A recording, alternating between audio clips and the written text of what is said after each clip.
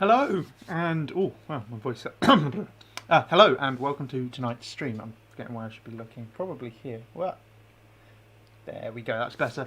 How is everyone tonight? Let's jump straight on over into the top-down view one, so I can chat to you on the little screen. Down, whoa, down here, or you can see what I'm doing up here. Let's get the laptop a bit more out of view. God, I have a filthy desk. Once again, despite me planning on doing this, I rushed the setup. So anyway, let's jump on over. See, can you all hear me? If you can, please say in the comments if you can hear me. I'm just going to give it a couple of minutes just to see if anyone else is going to be joining us. Hopefully that link goes through to the right place. Yes, it does. Let's not get any feedback. How is everyone tonight on this lovely Sunday night? How much snow have you guys got? Because right here we have none. Brilliant. Chris has joined us. Sound is good. Setup looks good. Thank you very much, guys. And just in time, my 3D printer has just finished printing, which is good. One Airsoft safe saw, believe it or not, which goes on here. It's a Mark II. That was Mark 1. Change that over in a second. Brilliant. So I'm already seeing some familiar names popping up in the chat. Good to see you all. How have you all been today? Before we start doing the solder work, let's just change this over. Did the glue fix my safety? Yes, I re-glued it after the live stream to well, because I actually had time to put it gently together, propped up on the other desk, and it's all glued in, which is nice. So yeah, this right here is one of the projects I'm currently working on, which is Airsoft Safe SA80 bayonet, and for the lols I thought I'd do an Airsoft Safe scabbard for it as well, which comes complete with saw for sawing stuff, and also mock wire cutters, because you can never not have Airsoft safe wire cutters, right? You never know when you might need them. And yes, I'm using a massively long screwdriver for this.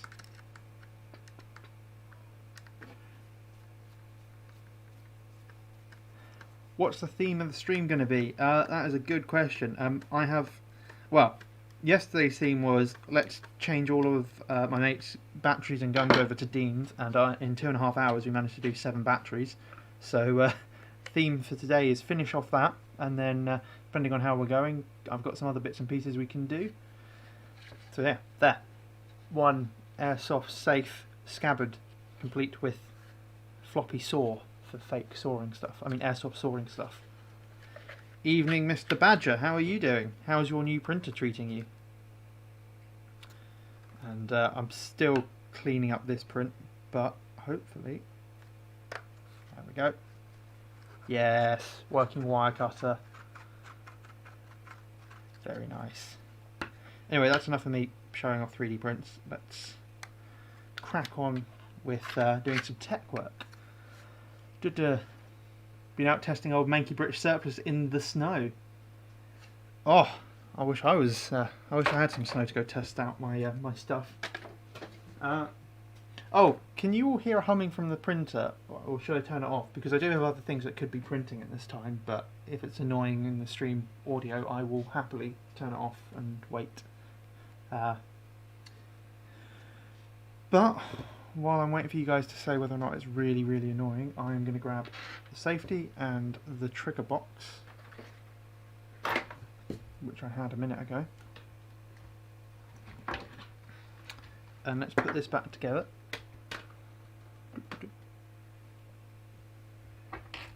Do you think you could 3D print a holster? Yes, people have done. I can't remember what they're called, but there are 3D printed Mark 23 holsters that quite a lot of people run. Yeah, you can print all sorts. Humming can be heard, but no biggie. Just for reference here, I'll turn the printer off. Is that better? But yes, here is my my freshly glued safety back in place. waste screw.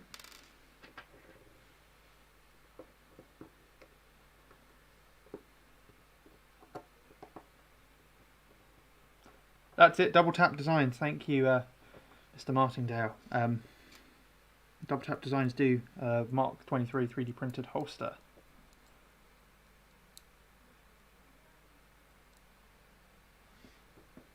Yes, Chris. Well, I guess the difference is I was constantly getting distracted by questions and sidetracked onto other things. But when I was actually doing it, it was only taking about 5 minutes of battery to do a connector. But you know how things go. You get talking and you forget what you're doing. Right, safety's back on. Oh, it's probably going to break off at some other point now. But hey ho.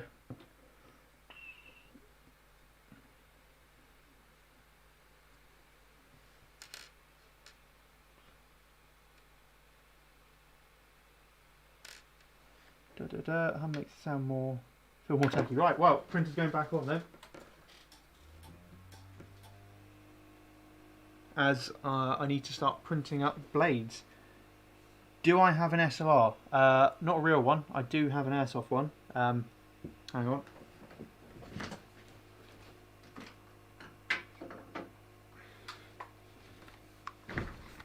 Here you go. One Airsoft SLR. Complete with Airsoft safe bayonet.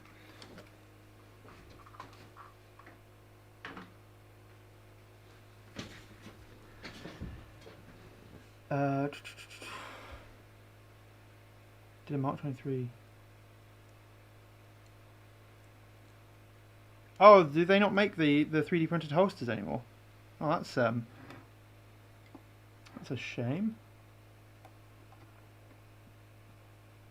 Oh, they have. They've moved over to injection molded because they actually can get the volume because every man and their dog has a Mark 23.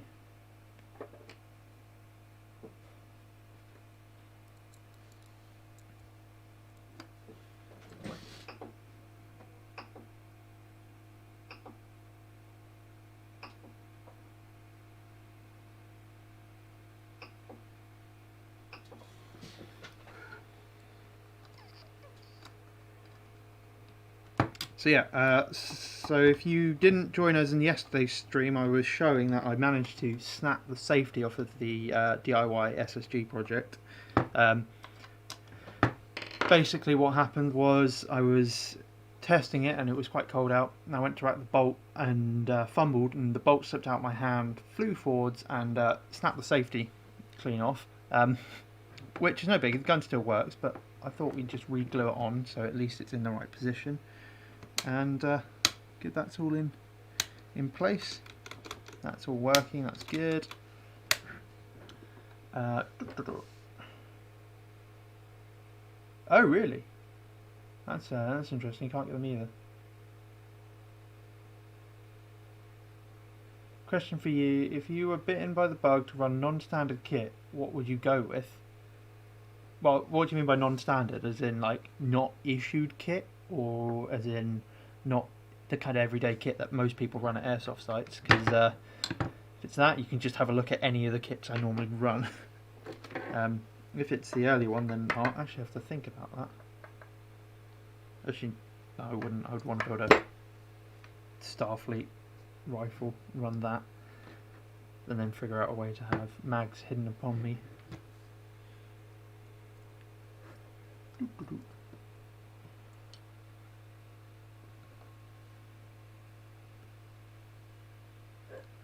Plausible deniability. Yeah, I think most of my kits at the moment are plausible deniability because they're all just kind of a mishmash of stuff that looks roughly right, but isn't necessarily right.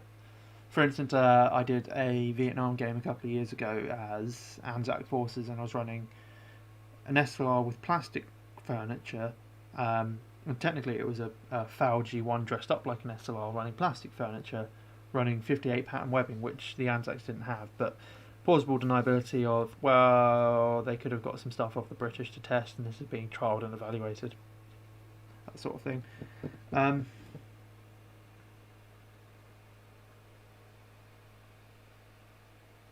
is the slowest I've ever seen that printer move. What is going on? Oh, there we go. Fair enough. Right, so that's trigger unit back on. Where is... There it is. Bolt the catch. Very sure there's not one up the chuff, but I'll point it in a safe direction. Cool. And safety's on. Oh look, I can't fire. Excellent. Right, well that's all working again. Let's drop that into the stock.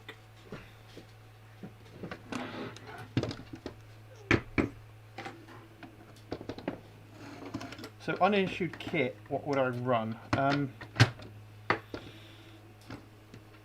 is an interesting one. And this isn't going to go back in. Oh no, it is. Excellent. Perfect. Over. If I was doing a hypothetical plausible deniability loadout, I'd want to do the trials kit from the EM2 trials. I'd want an EM2. Yeah, I'd want an Airsoft EM2, and I'd want the kind of post World War II, before 58 pattern trials kit, and run it as a this is what could have been our next, or could have been one of our service loadouts. That would be quite a cool thing to do, like a alternate history. It is both the original and a 90-degree trigger box. One of the things I really like about the Cyma L96 is that the trigger is stock, comes with steel trigger sear and trigger bar, and it's a 90-degree release on that, so it's pros for that. Unfortunately, Harry, if you weren't watching yesterday, basically I said pretty much everything about this is not APS2 compatible. So the inner diameter of the cylinder in this is the same as the outer diameter of a standard cylinder, and because of that the hot chamber is bigger, and yeah, even the mags aren't quite interchangeable. So the Cyma mags will fit in the well, but the well mags won't fit in the Cyma, which is useful, but it's not impossible to work around. CO2 kit for the VSR10. Oh yeah, that would get you pretty stable results. But it's how easy is it to change the cartridges over? Actually, hang on, let's complete the look and put the scope back on.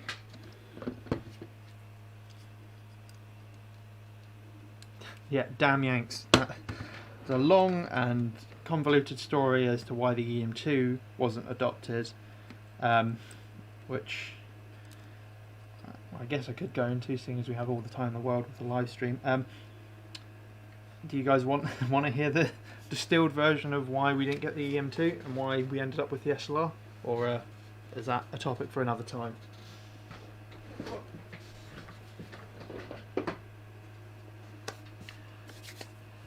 Right, so now that we got that out of the way, let's get on with some soldering, shall we? Solder cleaner, solder. Oh, where's my solder? Oh, there's my solder. And power going on to the soldering iron.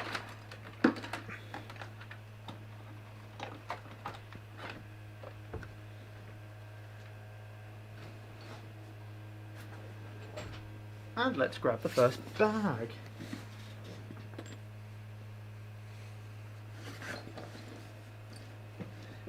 Oh, Robbie, do you want me to put up the photo that you made me edit the other week? I'm sure that would then get classed as an R-rated channel.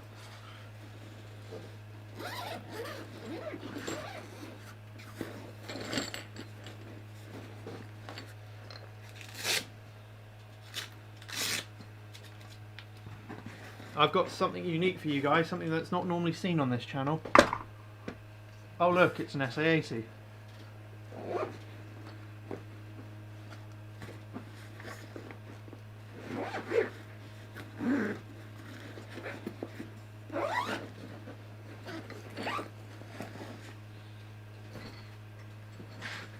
Have I got a lighter? Yes, I do in fact have my lighters ready.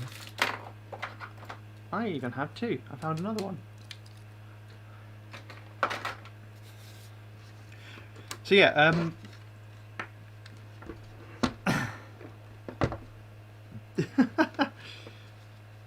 oh, did we not accept it? So you went to Raven instead? Is that that why you're pushing them so hard? So yeah, the kind of cut down a bridge version of why we ended up with the SOR and not the EM2 is because Americans are stupid. No, they're not. Basically, one of the guys who was on the test and evaluation board for America in the post-war period, when NATO was trying to come together to do one common service rifle across all the countries and one common round,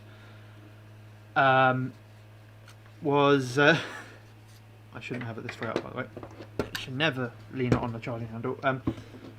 Happened to have a load of invested interest in Springfield Armories, who at the time were making the M1 carbine, and there were 3 rifles put forwards for the NATO service rifle. The EM2, which is the British design, using 280 British, which is an intermediate round, fairly equivalent now to the kind of rounds that the next generation rifle that America are testing, the 3 different ones that they're testing, fairly equivalent to that actually. A true, well, actually quite high power intermediate, so a bit more powerful than a 5.56, but less than a full rifle cartridge like 303 or 30-06. Then there was the Belgian FAL prototype, but that was also chambered in 280 British. And then there was America with effectively the M14 under a different designation as a trials rifle in 308. And basically what happened was they went out to trial in Canada, and something happened to the batch of 280 British that went out. Either it was improperly made, or was damaged in transit from Britain to America, or was tampered with. Unlikely it was tampered with, but basically there were a load of issues, so it was inconsistent, and its FPS varied quite a lot shot to shot, and the performance of it wasn't the best. And then at the end of that, the American tester basically used that as an excuse to say, well, this cartridge is crap, we don't want this cartridge, we want nothing less than 308. So then Britain and Belgium ran to try and adapt the EM2 and the FAL to 7.62. The EM2 struggled with a much higher power cartridge. The FAL just about managed to do it, and is probably one of the reasons it was quite a good rifle, is because it was pushed right to the limits of its tolerancing. And then, in a bid to try and get America to see sense, the British government at the time went, no, you know what, we're adopting the EM2 in 280 British, so either you can adopt that or you can adopt a rifle in 280 British. And then that happened, so the EM2 was adopted as rifle number 9, I think. And then they started producing those and made about 50 of them. Then we had a change of government, and we went from the post-war Labour government to the Conservative government, which happened to have our mate Churchill as Prime Minister, and he was quite American friendly, so he was like, no, actually, let's get rid of that, we'll go with the 308 because America wants to go with the 308. And then we couldn't get the EM2 to work, so we adopted the FAL, and the kind of compromise was, oh, we'll have the FAL and the in 308, and then America, you guys can also have the FAL in 308. It meets all your criteria, right? And then America went, actually, no, we'll stick with our M14. So basically, everyone got dragged into using 308 because of America's stubbornness, and because this dude wanted Springfield Armories to keep making rifles because he had invested shares in it. And funnily enough, the M14 is basically a kind of successor to the Springfield, not Springfield, the M1 Garand. And then basically 15 years later, America went, no, we don't want the 7.62 heavy M14 anymore. We want a nice intermediate cartridge, and went down the 5.56 route. And then 60 odd years later, they're now like, actually, we kind of want that higher power intermediate cartridge, and coming back to things that are like 280 British. And that's the rough run down there, and that's how we got screwed out the EM2. Anyway, enough of that sidetrack. What have I missed in the comments? Cool. Yeah, American wine that I want. Big boy cartridge. Would you recommend buying an A2 kit off Amazon for the G&G? A2 kit off Amazon? I've not heard of that one. Are you talking about the Mad Bull conversion kit? If so, no. I would recommend going through either surplus stores or eBay and finding a real steel down your defence rail, because they fit pretty much straight onto the G&G with only a slight bit of modification.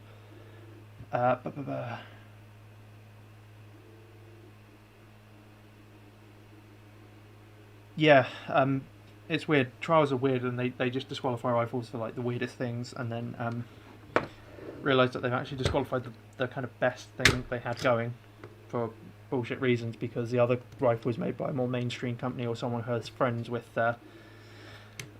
friends in the right places. Right, take that off to make it easier. This is what we got to change. Got to change that over to Dean's, and an oiling to get the rail off. I'm going to have to take the TMH off. Evening, Rob. How are you doing? Evening, 6mm Great. How are you doing?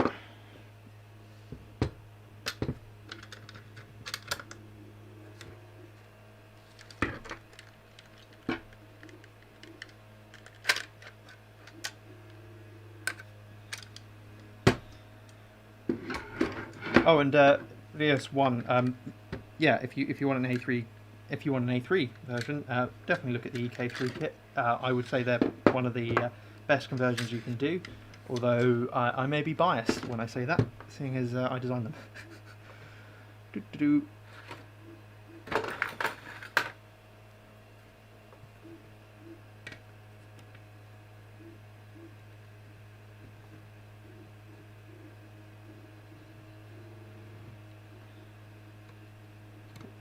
Yeah, so that was the thing. It was really stupid. So the big sales thing for the Americans with the M14 was that they were tooting like it was going to be 70% compatible with the M1 Garand, so they could save costs massively in the manufacturing, as they already have most of the tooling. And then, as you do when you say you're going to make this thing massively compatible with previous gen stuff, it's not at all, and it costs them tons of money.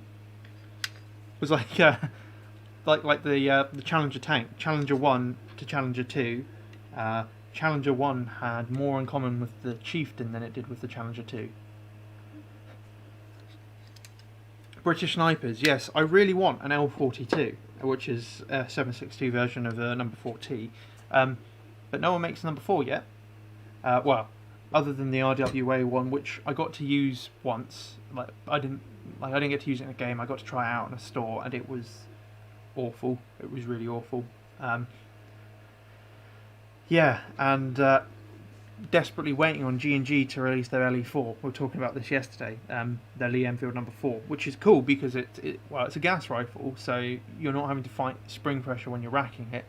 But they have designed stripper clip mags, so you can either have a 30-round mag that rocks in, goes in where the mag goes, or you can have a different type of mag in there with an 8-round stripper clip that you load in, and then you've got 8 rounds to fire through. And then it pops back up and you pull it out and put another strip clip in, which I think is so cool. And I don't care if it performs like crap out the box. I just want it for that, because that's really, really cool. Although, speaking of Lee-Enfield, S&T have recently announced that they are going to be soon distributing their SMLE forward, and apparently VSR compatible. But I'm assuming that's going to be hop and barrel is VSR interchangeable, and the bolt and piston and that lot probably isn't.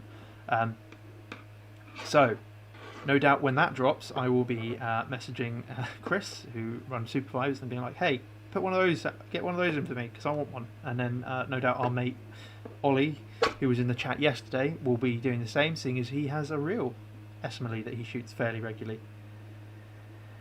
8 rounds is 2 less than the 10 rounds that you could fit, but it's weird. So it's compatible with the M1 Garand. I didn't know if the M1 Garand uses stripper clips.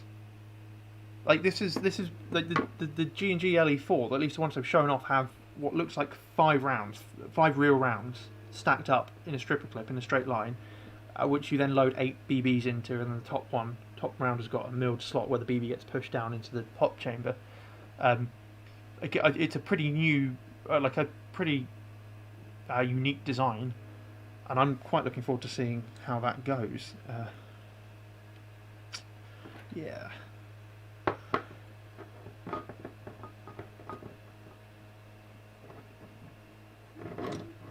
Why Deans? Don't you like Mini Tam?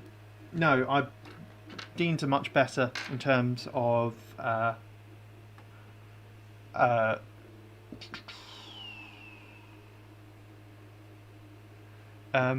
yeah, Deans are much better because they can carry a higher current. They have less chance of arcing because of the way the contacts fit together.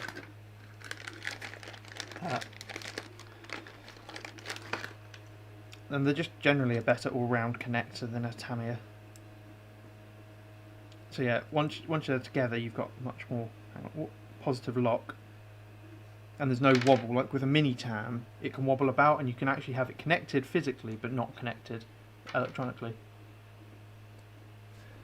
Yeah, Chris is a bit of an expert in connectors, not just for Airsoft kit, but all the way up to, you know, battle robots for things like Robot Wars. So he knows a bit about connectors and high current carrying. But yes, Mini Tam are pretty old manky connectors. Yes, that's the thing. Higher current, less resistance across them, so you actually get a slightly...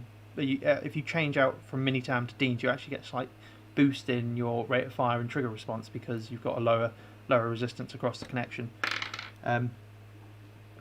Although there are some downsides to Deans. If you mistreat them, you can bend the locking springs up, and then you may have a short on your hands. But it's pretty rare, and it's pretty unlikely, especially if you wire them up correctly, as in you put your female connector on your power end, so your battery, and your male connector on your sync end, so your gun. Then that way your exposed contacts never really have live on them. They don't have live until they're encased in the housing and fairly safe. I'm sure it will use an internal magazine. Okay, let's have a quick look. I should be able to bring up a Chrome tab. Oh, it's loaded on that tab. Okay, fair enough. So if we go to 6, transition across, go back to studio mode. Like that. On this one, so where are we looking? G&G M1 Grand Mag.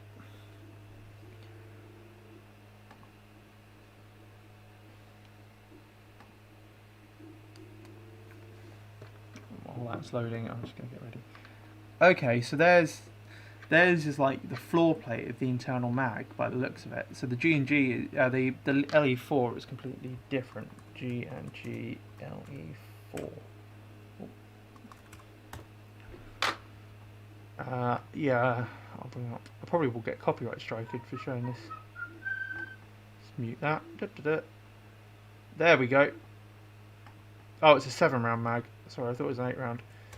So it literally looks like a 5-round stripper clip that you then, you know, stripper load into your rifle, or you've got the 30-round more standard style of Airsoft mag. See, and I just think that having the stripper clip load is just the coolest thing. Although they've been teasing this for a couple of years now, and they still haven't released it. And I know why. It's because they've spent all their time doing research and developing their 9mm caliber rifles. But yeah, here's their actual physical prototype with it, which I just think is the coolest, and I want one very much. I'm hoping that I can somehow manage to get into IWA next time it's on and ask them about if they haven't released it by then. Also, they're using the middle finger technique there, which is it's actually was an instructed technique for squaddies in advance. But yes, that's enough of that. That's enough of that. Did Tanaka make a number 4? I think they might have done, but that may be... I don't know if that's made anymore.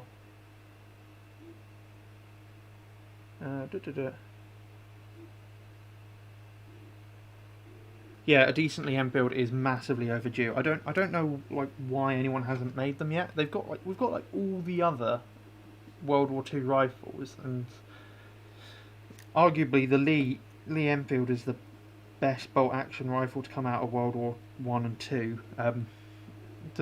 There's two schools of thought. It was either the Lee or the Kar 98, but I mean I'd say the Lee, purely because when you're racking the bolt, you don't have to lift your head off of your sight picture to rack the bolt.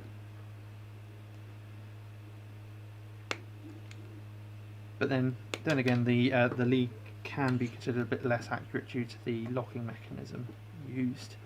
That's going into nerdy stuff.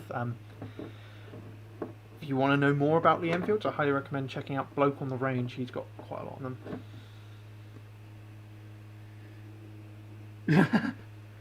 I don't know, Chris. I feel like I might actually be eligible as a media outlet now, because, well, hopefully by the time it rolls around 2022, because 2021's been cancelled, I might have enough subscribers and enough watch time to actually have enough weight to say, hey, can I have a media pass?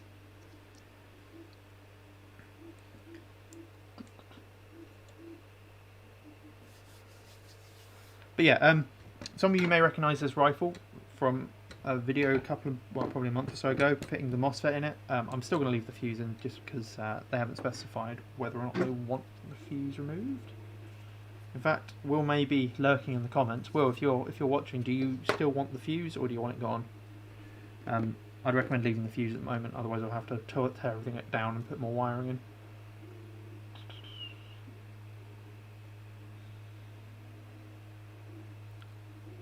Ooh, that's quite cool. I like my rare and historic firearms. I'd love an M1 that actually had, you know, the clip and ping, but I don't think I've ever seen a Marushan, physically seen a Marushan in my time of playing. I wouldn't mind one.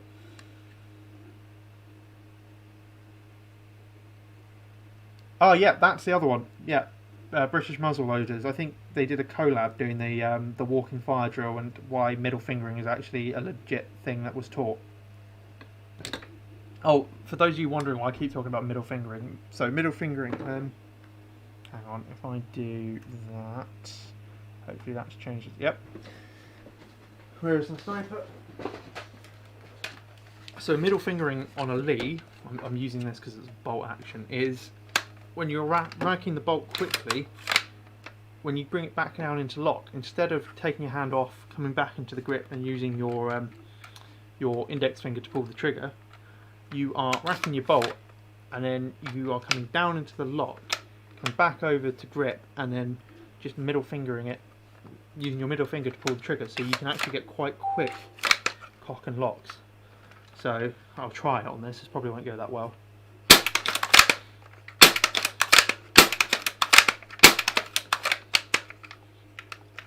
And there we go. See, like, it's pretty fast to do compared to racking and then coming back down with your index finger. Let's go back to the live stream. Okay, I've just been informed I can do what I want with the fuse. I'm going to leave it in for the time being because it's not really doing too much harm. The rate of fire on this is already good and the trigger response is already good. And if I do take it off, we've only got a little bit of wire. And I really don't want to have to tear this all down again and put new wire in. But anyway.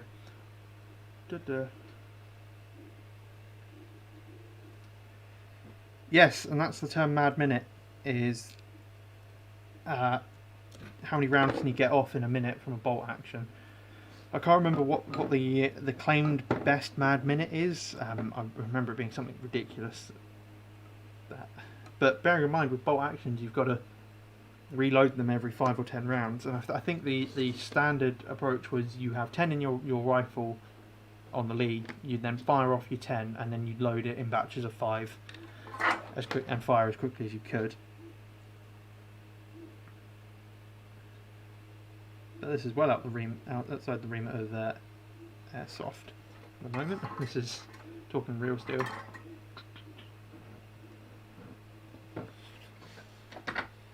Also, yeah, I think I broke the safety again. Oh well.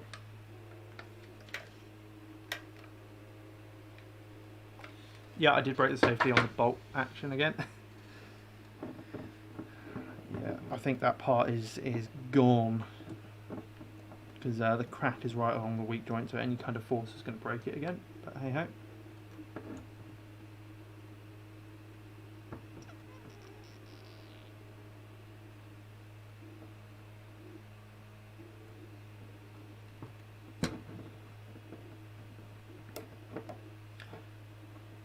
So how many people managed to get out in the snow today and actually get some snow? Because we had bugger all here.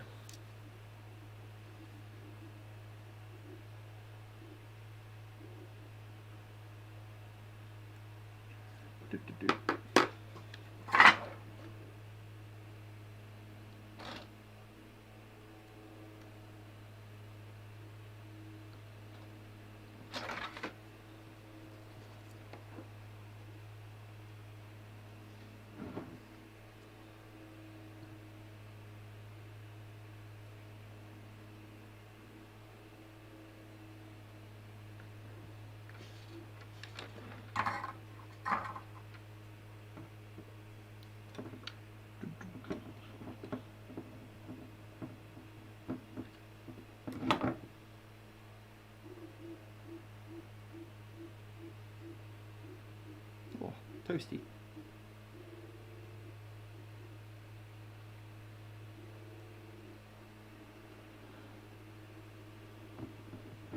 I was really wanted to work on the AK today, so I didn't bother with the snow. How did the AK tech work go? What were you doing to it? What did you get done?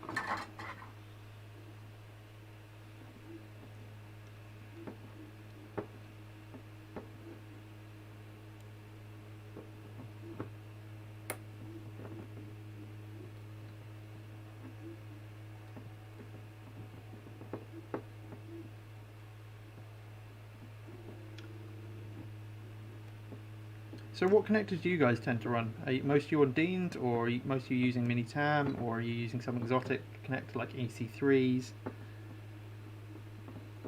Because to be honest, I think Deans are probably the all that is really needed for Airsoft. I don't think we need anything more overkill.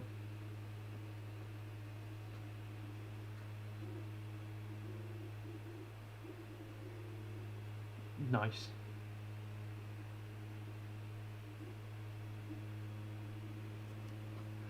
Chris, I do not need wire strippers. I have 2 sets right here, I just don't use them.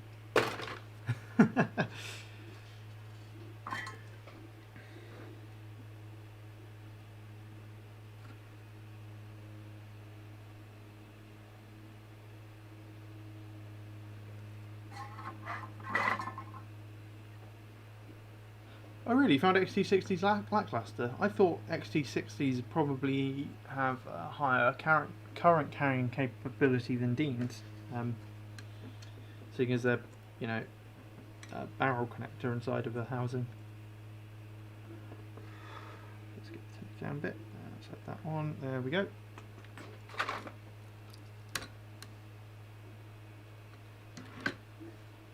I mean, yeah, if you've got the time to convert over to Deans, I'd recommend it. You basically get a load of benefits and barely any negatives. The only negatives are you have to spend some time doing it. But there's no real issue with it. And in fact, some airsoft manufacturers are now starting to ship with Deans as standard, or T-plug in case they don't want to buy official Deans. I know. Let's get the frame off a bit. I know. Certainly the 2020 edition Evos have come with Deans.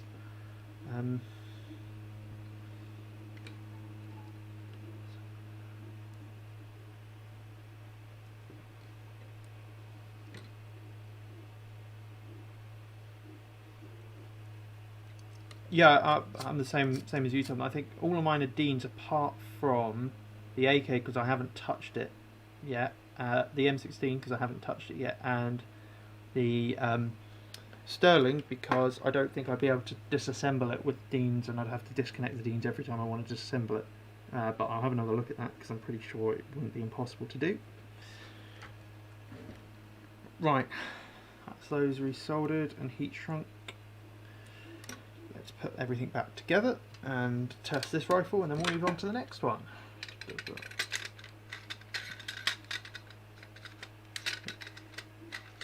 you go? Down there. Don't really see him out. Go over that one. Oh no, you do go in that slot. Can you tell I don't normally work on ICSs? Back up. Tap the fuse down there, so that should come up.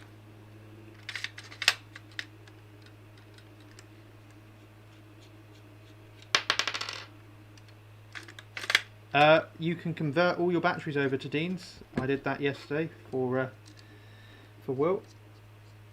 It's just a case of sitting down and doing it. Or you can buy new batteries. Or if you can't be bothered to change all your batteries over, you can get an adapter connector for it, but then you don't really see all the benefits of it because you're still having to go through a mini tam, which is adding resistance and slowing down your rifle. Right, let's leave that open a second.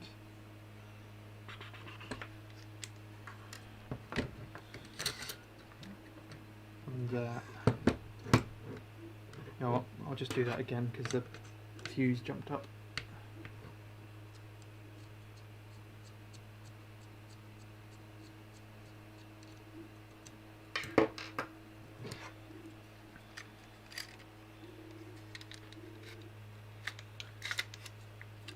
Oh, actually, how did that do? Did it improve the performance at all, or have you not been able to test it yet?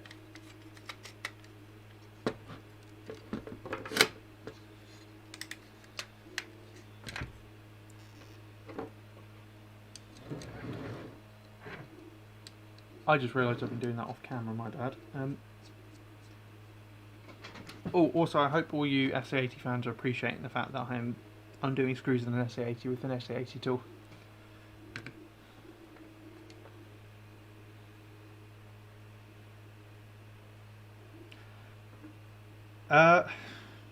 You can if you do it wrong, but if you do it correctly, it'll be fine. You just have to do one wire at a time. And I recommend on Deans you do positive first and negative because it's a bit easier to solder on. Oh, well, it's easier if you've got the wire on positive to solder on negative than if you've got the wire on negative to solder onto positive.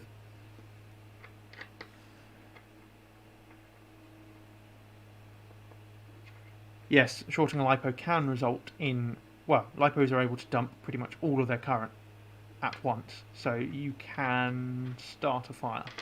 Normally because the wires can't handle the current and they burst into flames, and then the LiPo bursts into flames, and that's never good. You don't want that to happen, really. Okay, right, leave that open. Let's put everything back in place and check that this gun works. I'm not saying that it shouldn't.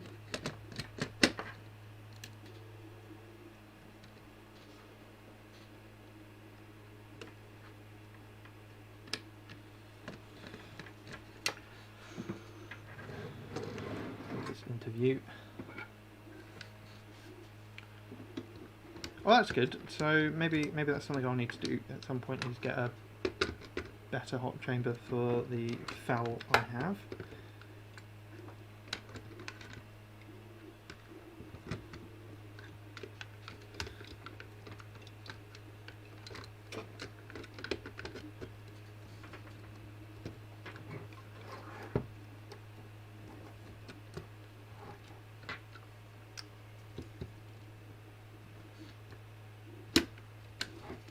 This is normally where I take the rifle off the table and do this in my lap, but...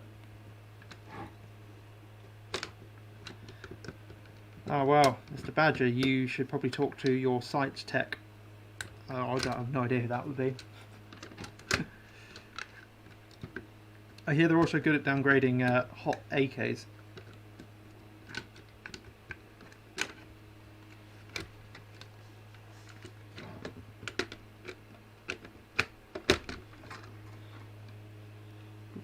Like that in.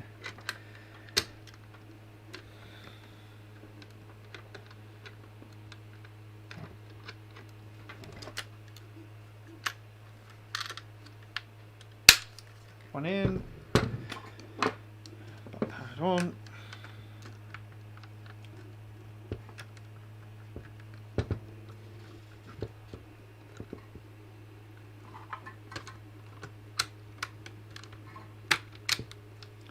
That in. Now let's grab one of the batteries we converted yesterday. That is not one of the ones we did.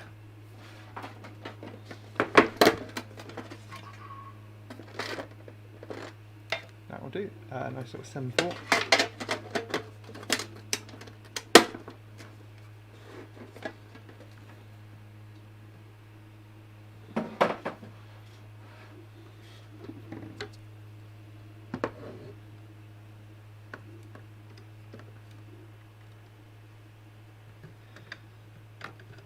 Right, point this in a safe direction.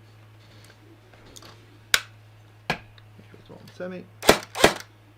All good, that's up and running.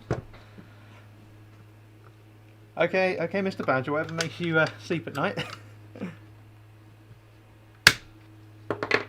Okay, so, one down.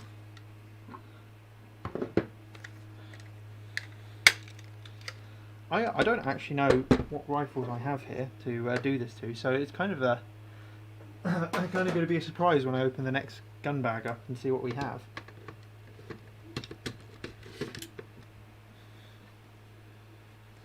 Let's slide that in, and tighten up the screw, not loosen it.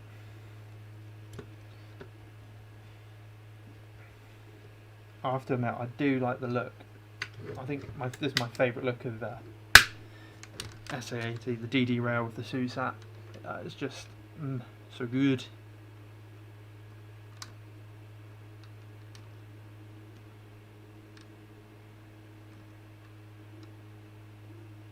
Yeah, no, that seems reasonable.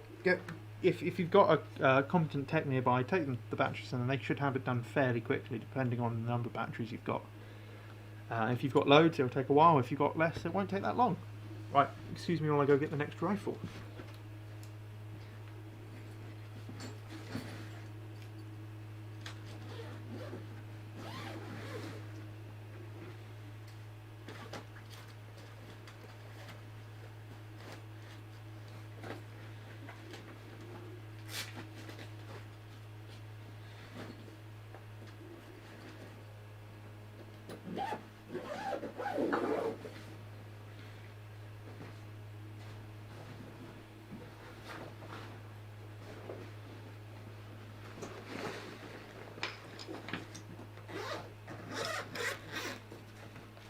pouch.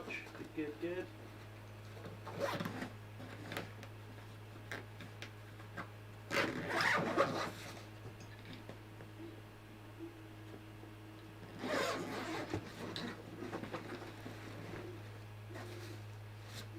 Crikey.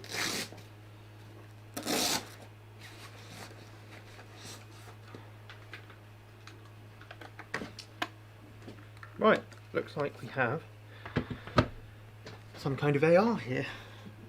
And I'm assuming this is going to be a TM recoil. Ooh. Let's have a look. Oh, not wired to the stock. That's because it's wired to the PEC box. Of course. Silly me.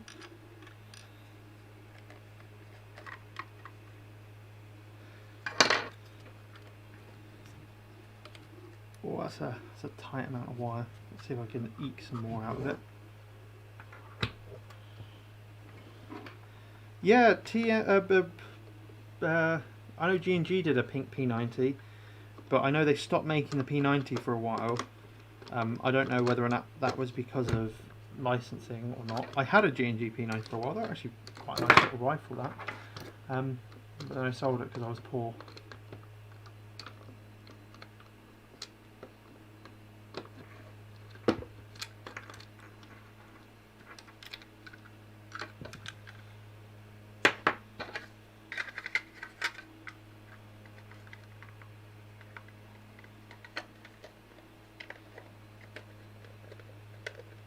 Oh, it is a TM. Oh, very nice. Right, put that to one side. And is there much wire to play with in there? What's all that? Oh, is that the fuse box? Oh, is it? Please tell me it's a... Nope. Oh, this is where my lack of using ARs lets me down a bit.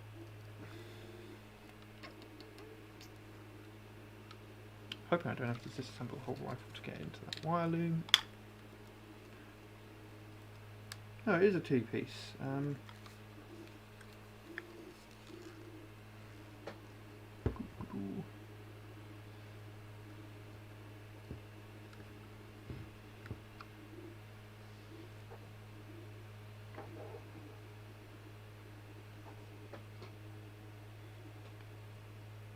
Right, those of you that have TM ARs, how do you get the front rail off? For I have not done one before, and I don't want to start randomly attacking it and do it completely wrong and break it.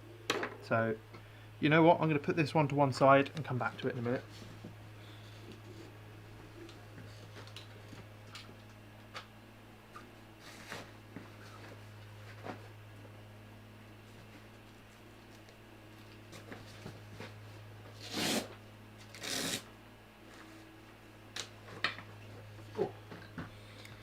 And instead go for a Scar L. Oh, another recoil. Excellent. Delta ring back, bottom section rail comes off. Ah, bottom section. Okay, I was trying to take top section off. Okay, I'll do that in a second. Hoping that this one should be a bit more straightforward. Really?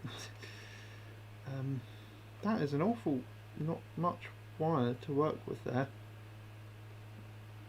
Are you going to have to put a whole new wire loom in this? Sorry, I just did that off camera. That is how much wire we've got to work with. Would a Dean's even fit? Probably not.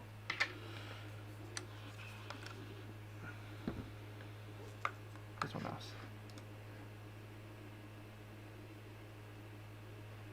Cool. Right, I've just had the same bit of advice twice. I will probably do that one because this looks like it's going to be quite an intensive job to try and get Dean's in. Actually, mind you, sorry, I'm trying to do this so the camera can see it and I can see it. No, that's not even going to fit there.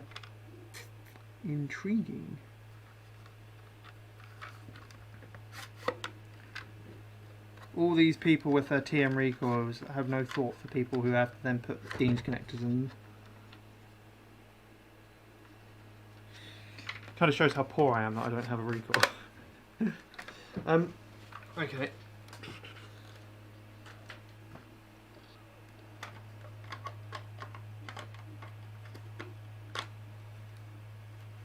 Let's put the scar away and go back to the AR.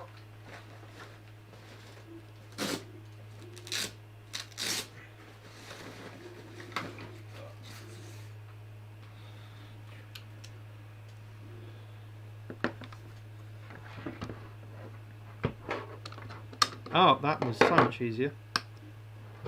And presumably the top can also come off, but as a bolt I won't bother with that because I can pull the wire loom out. I can pull the wire loom out, he says.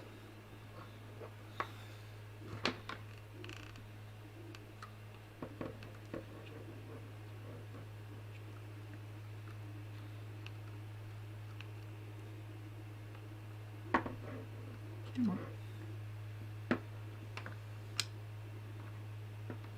Actually.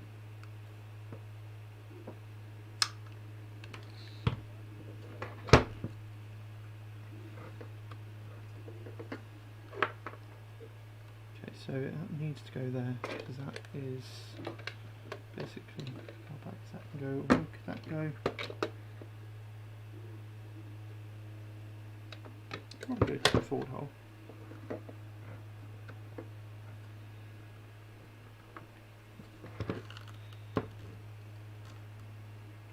Now, Mini Tam, I know you'll fit through that gap. I'm looking at this gap and you can fit through this gap. Stop misbehaving and come back through this gap. Yes, I am talking to an inanimate object.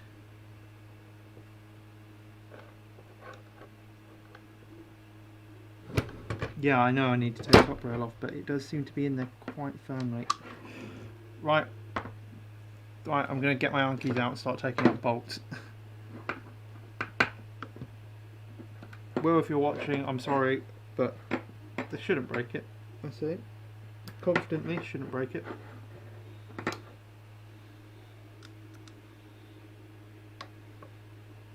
Oh, that feels like it's loosened something, which is good. Let's put the tech box away. Ah, that was a lot easier, wasn't it? There we go. Oh look, the wiring link came straight out. Excellente. Out the way, rail section out the way.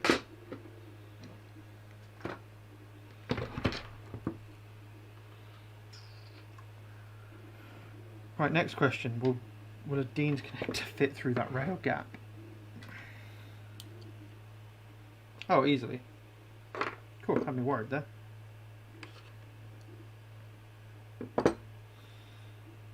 Right, so wire length is at a premium, so we shall trim this quite close to the connectors.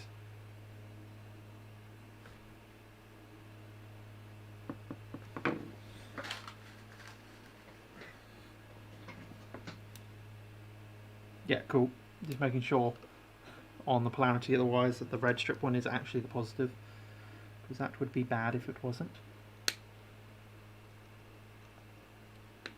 Cool, Chris, you've actually had experience on TMs. That's it's useful to know, actually.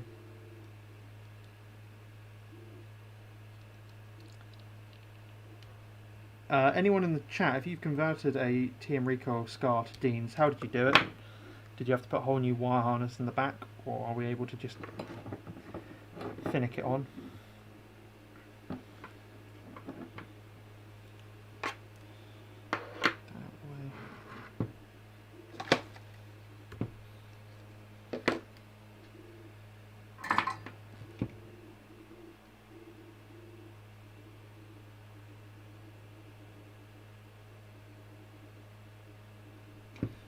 Tinned.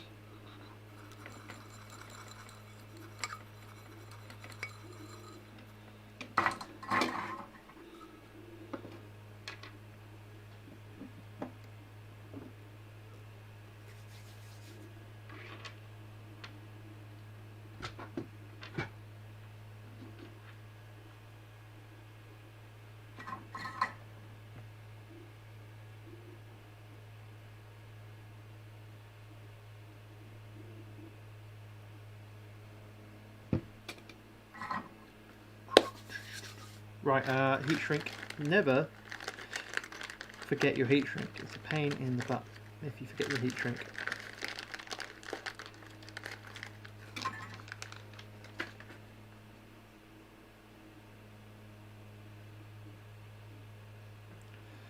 Oh, and I thought it was going to be easy.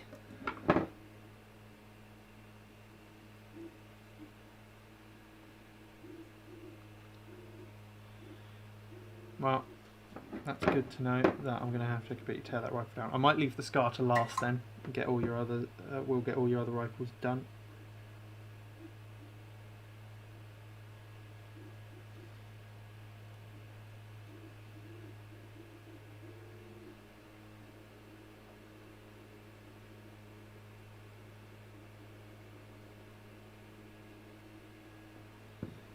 That one has gone on too far over. Move that over.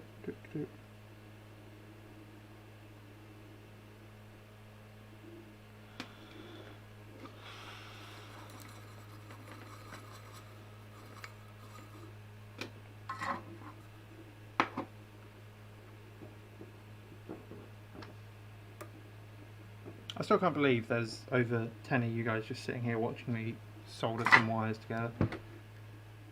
Anyone got any good conversation topics to bring up? For instance, I'm currently in the middle of researching to build a proper, decent Falklands War loadout, British Falklands War loadout, because Frontline Events are going to be running a Falklands War game, hopefully in December time. It is Battle of Goose Green. Yeah, it's Battle of Goose Green they're going to be doing. So, trying to get my kit up to snuff to do that, which will be fun. Because I think I spend more time building rifles than I do actually doing the kit for it. So I should, it's about time that I actually try and make a half decent impression kit.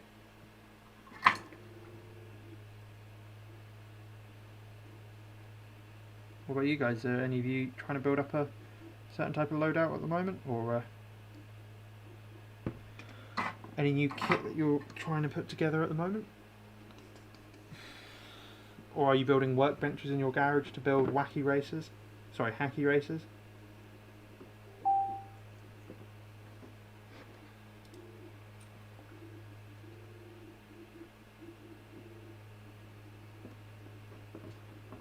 Ah, cool. I've just been given a pro tip about the Scar, so I'll have a look at that after I've done this. Make sure this one works.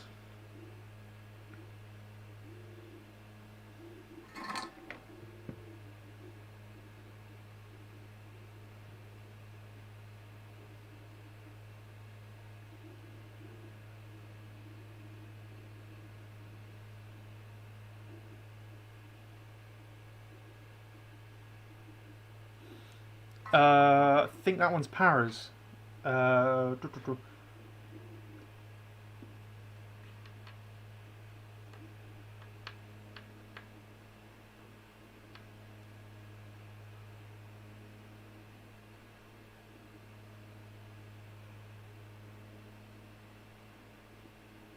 haven't seen the Jag Airsoft Discord server. I should probably have a look at that actually.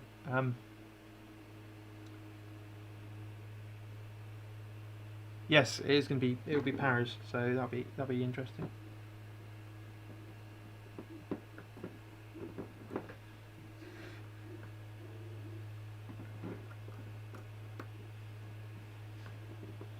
My one of my old geography teachers at school was captain in the Paras, although not Falklands. He was Afghanistan.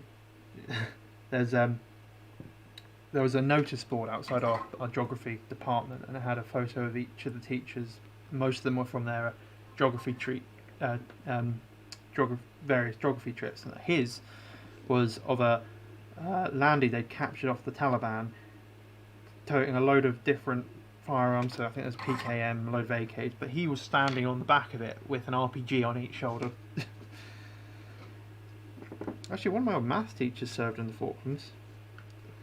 He gave a pretty harrowing description of what he saw out there during one of our Remembrance Day services. That was a very interesting morning assembly, that one.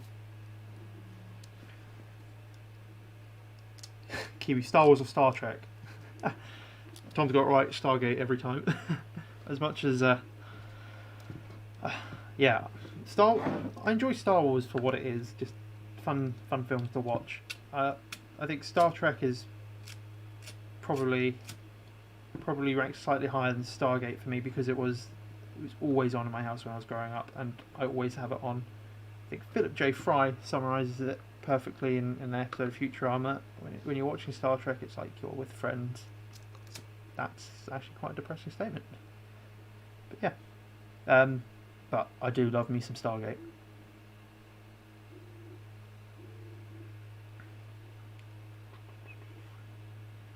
And I hope that they bring Stargate back to the TV soon, because it's a great series.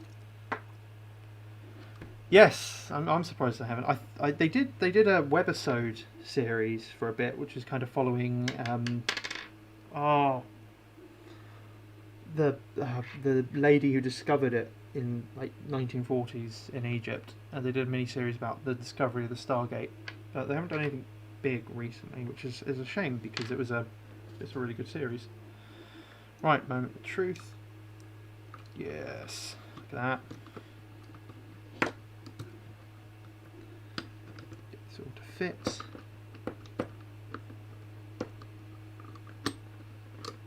Get this to behave itself. Yes, I've heard that Warminster's got a Stargate. I need to get a P90 again. Before I do that. Does it have a DHD and everything?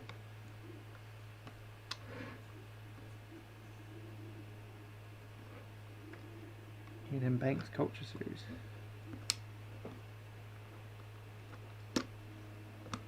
Come on, gas. Okay, you're in place, you're in place. Come on, down you go.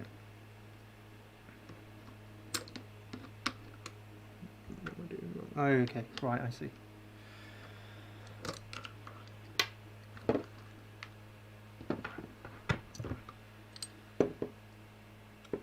Dial home device. The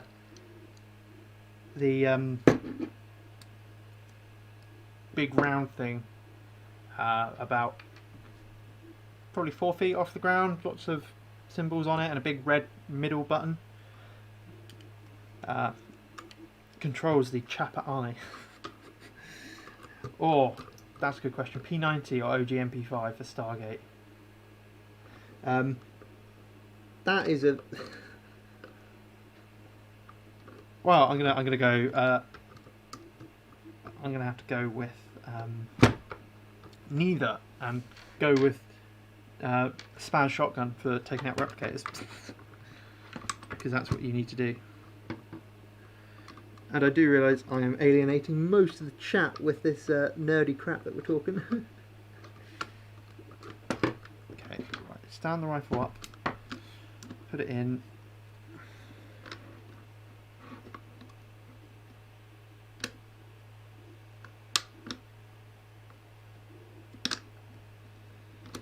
Okay. Why is this not going? Why is that not going around the mod gas port? There we go. There we go. Okay. Big ass button. Yeah, big ass red button in the middle. Hold it at 45 degrees, muzzle up. Oh, okay. Alright. Tom knows the tricks. Got that on.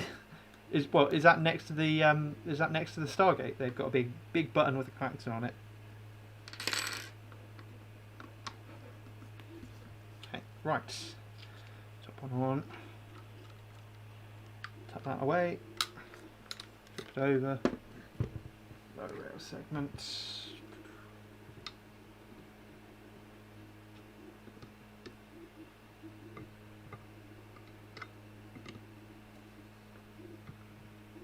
Trying to figure out which way. Yeah, I'll go that way because it's numbers facing the operator.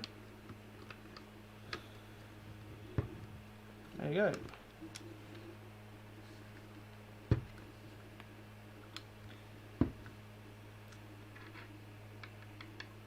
Right, that's that one. Let's grab a battery.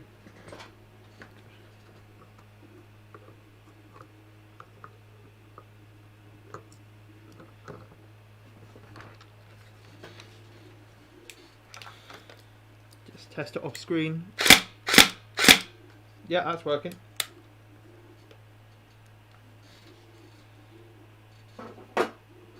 So that one is converted over. Let's put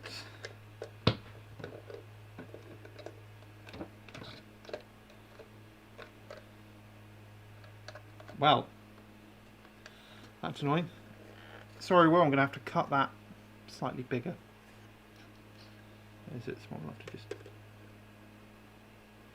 yeah.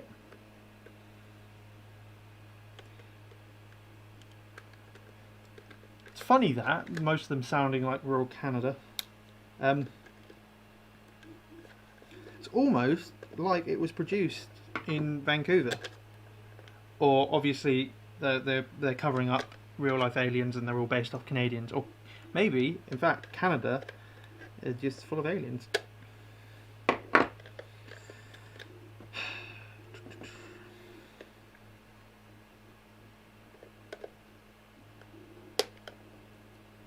So this hole here in the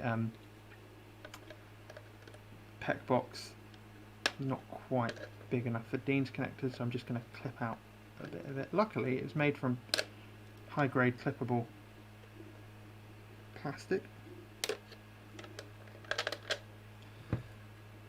Don't worry, I will sand this down in a second.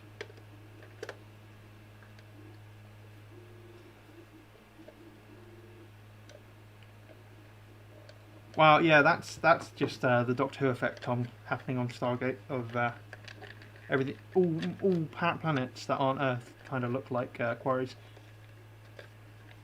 I don't know, Mark. I quite liked Atlantis. I enjoyed Atlantis.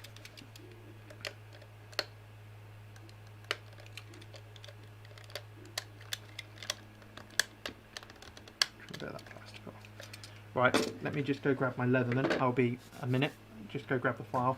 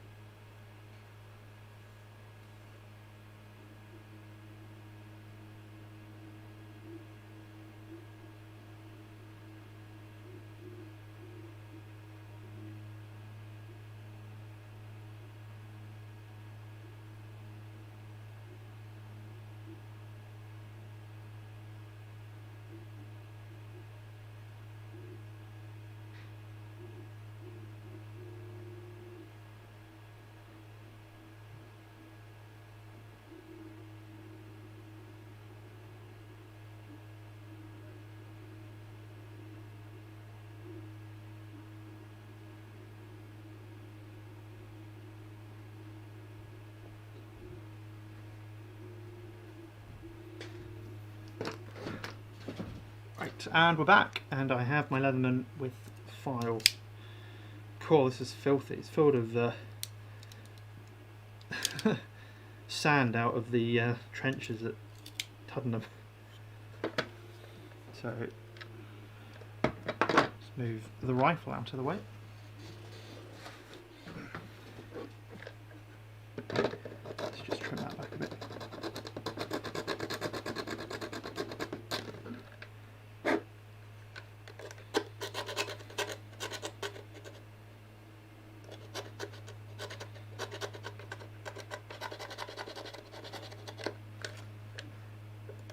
Just keep sanding away.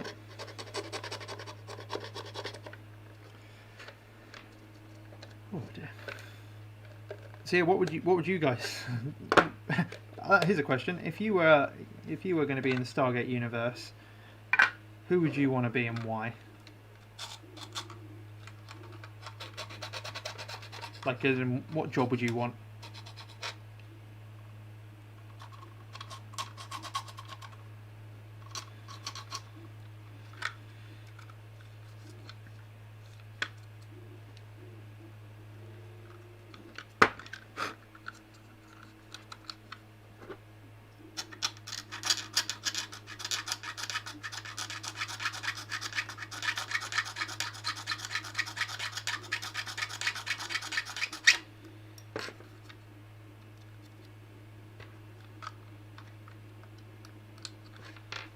pretty good. Right.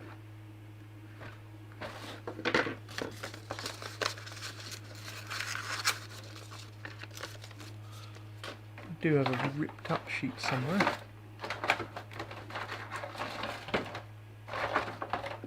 Nope.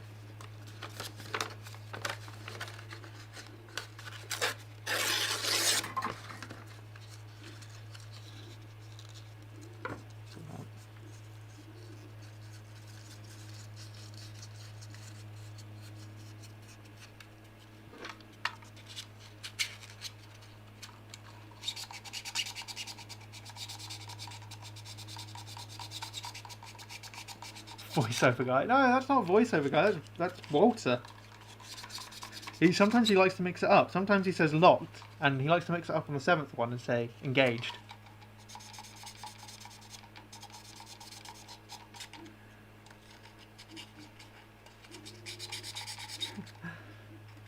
I don't know. The base has been compromised a couple of times, like the one with the weird gold queen who then like tried to turn everyone into gold producing people, and like, somehow manages to just randomly turn humans into Jafar Cream. I think the worst job to have would be being assigned to the midway station between not even between planets, it's between universes. You're just out in the middle of nothing with like 2 other people. Must be a dull job. Oh look, here's some people coming through the gate from the Pegasus network. Oh look, there's some people coming through the gate from the Milky Way network. Whoa, such fun.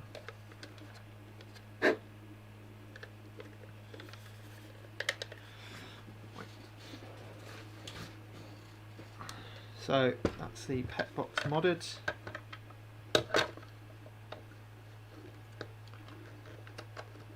Installed. Install that on.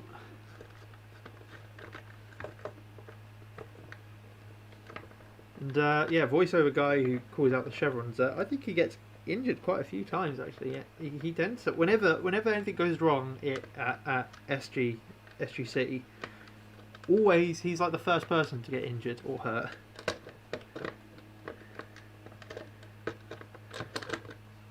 There we go.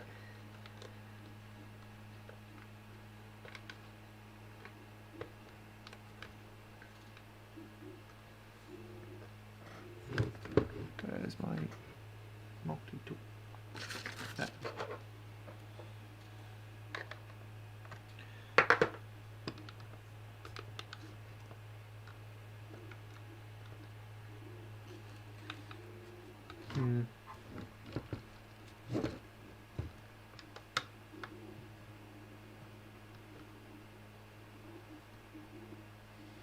Yeah, he did. He did. He got to go through. I think he got to go through the gate a couple of times. Or was it just on the 200? Oh no, was it 100? No, it was the 100 episode. They all went through the gate together. It was good fun. I think that is my favourite episode of the series. It's just them mocking the series and every other sci-fi series. So that is the TMAR done. Dean's installed, working, pet box back on, and the Dean's in that.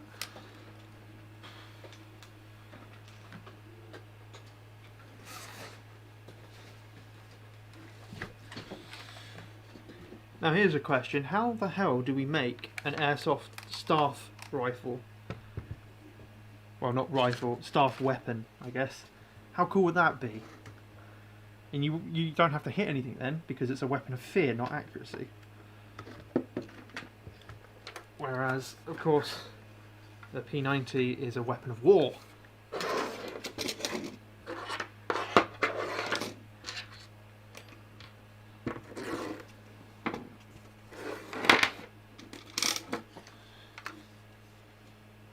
Right, so I've been told that apparently we can get more... Oh, hang on. We have visitors.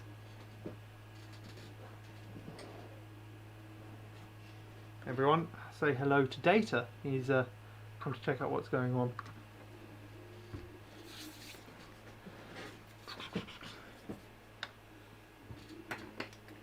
Don't jump on the table.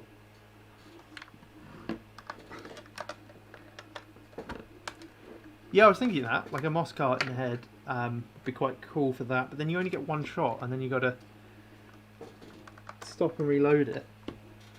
I don't know if we could, there's some other way we could do that.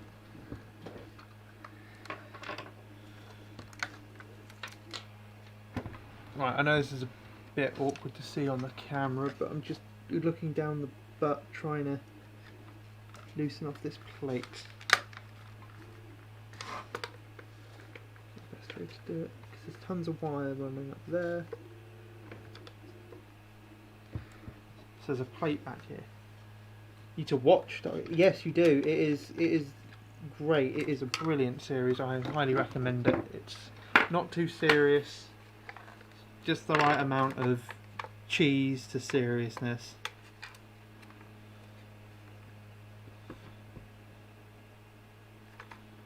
Right. Well, I apologise. My cats have decided that your open gun bag is a bed. Let me just move them. No, this is not. No, not for you.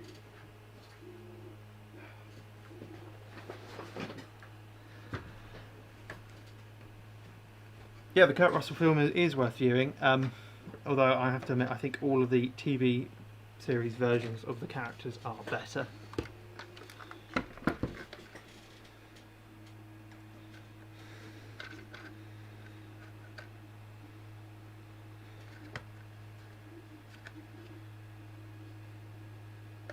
Oh, okay, right.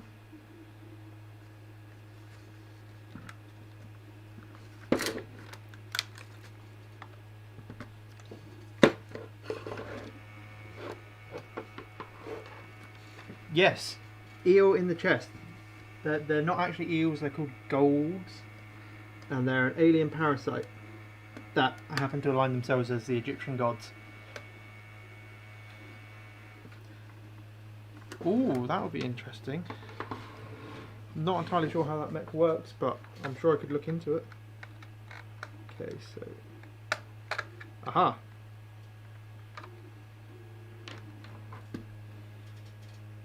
Okay, this gives me an idea. Okay, beefy fuse.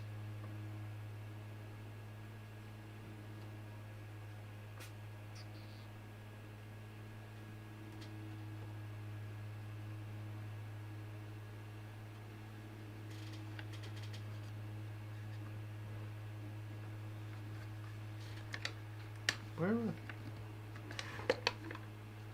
How does this wire loom work? That was interesting. Okay.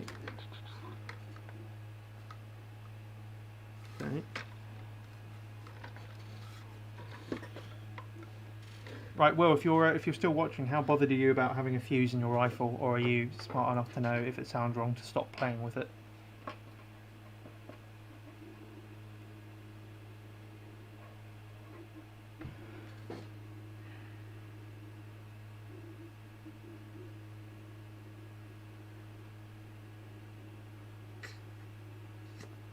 I kind of agree with you, but if we could hide if we ran off a big CO2 capsule, we hide it in the base of the staff, that would work.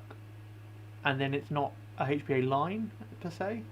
And then we could put a big ass tracer unit flash system in the head, so it properly flashes and fires a tracer line. Yeah, revolver style could work. I think it'd be doable. Be an interesting one.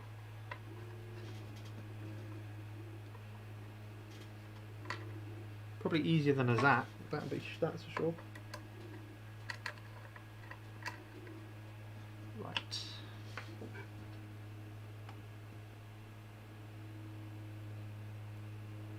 Hang on.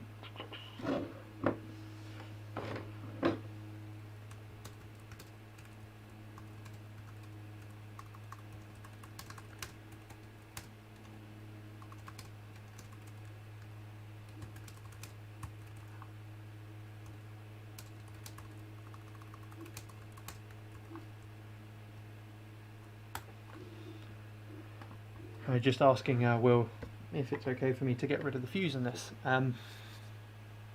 Yeah.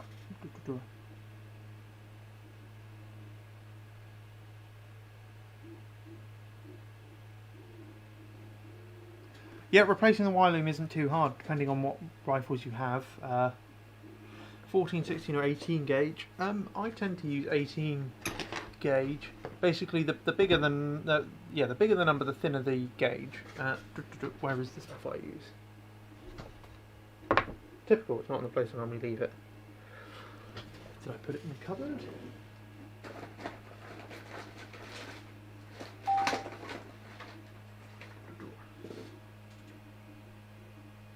So this stuff here is 14 gauge, pretty thick. I'd say this is a bit overkill for most airsoft users.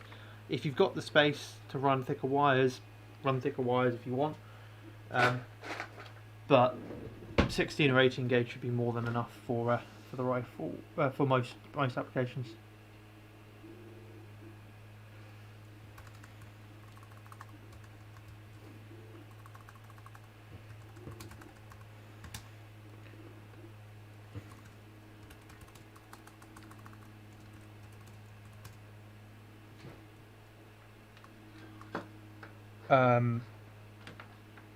Hello cat. Hang on a minute, guys. We appear to have a guest host on the show tonight. Spot, stay away from the soldering iron. That is not your friend.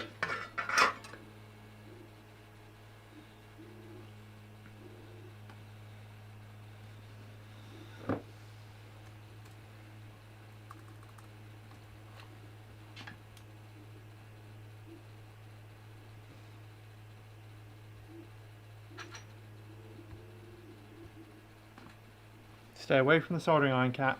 It's not your friend. Not your friend, cat.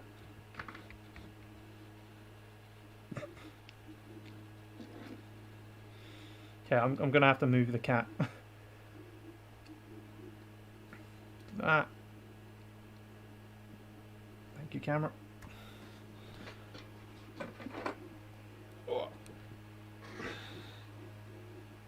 I'm sorry, Spot. You can't go on the table at the moment. Alrighty.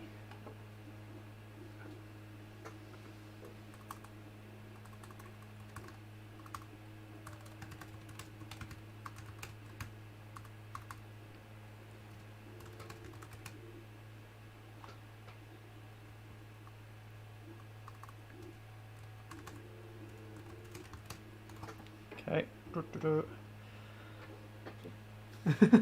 Where's the food, human?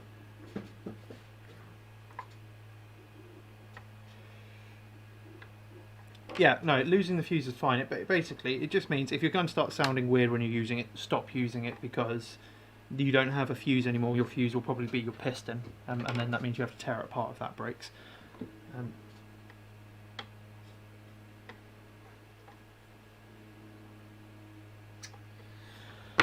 So, let's move everything back now that the cat isn't in danger of burning itself. I don't know how much of a lag we've got on the live stream from me saying this to you guys to you guys hearing it. Well, I'm very jealous of your collection at the moment. I think I need to get myself a recoil at some point. Again, which one's which? Right, the one I've just cut is probably going to be negative. Oh dear.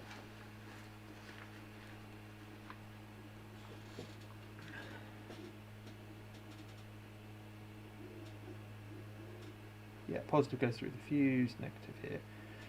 Right, so positive goes through the fuse, negative here. So let me put the heat shrink on so I don't forget.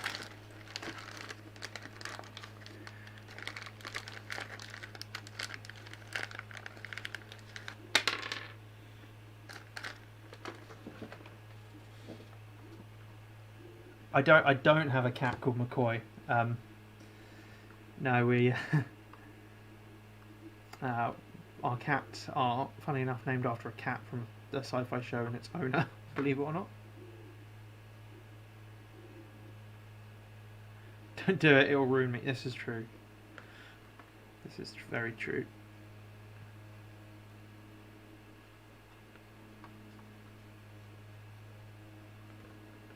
Okay, I've just seen Mr. Martindale has posted, so that was probably 5 seconds between me seeing it and me saying it, and let's see how long it takes for you guys to see it, and then I guess half the amount of time it takes for you to respond, because that'll be half the loop, if that makes sense. And yes, Chris, I'm sure it can be arranged. I just have so many projects I want to do. If anyone knows, if anyone's got a ZB26 support weapon that they don't want anymore, / want to get rid of, let me know, because I kind of want to do... Right, test. It's just popped up about 3 seconds ago. 6, 7, 8, 9, 10, 11, 12, 13, 14, 15, 16, 17, 18, 19, 20, 21, 22, 23, 24, 25, 26, 27, 28, 29, 30, 31, 32, 33, 34, 35. Okay, about 15 seconds. Yeah, makes sense. So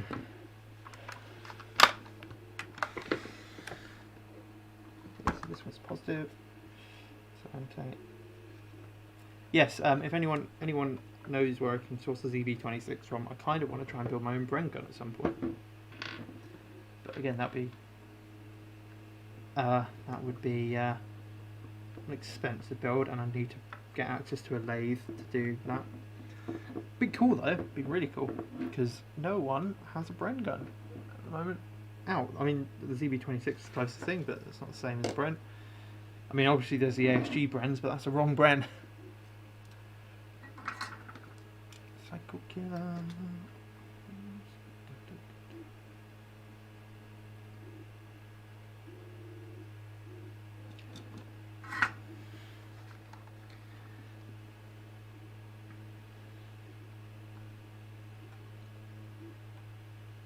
But yeah, a recoil would be nice at some point. Although I have no idea which recoil I'd want.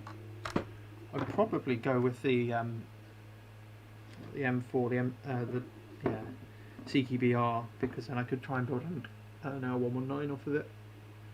I mean, obviously it wouldn't be an exact L119, but it's good enough for government purposes, I guess.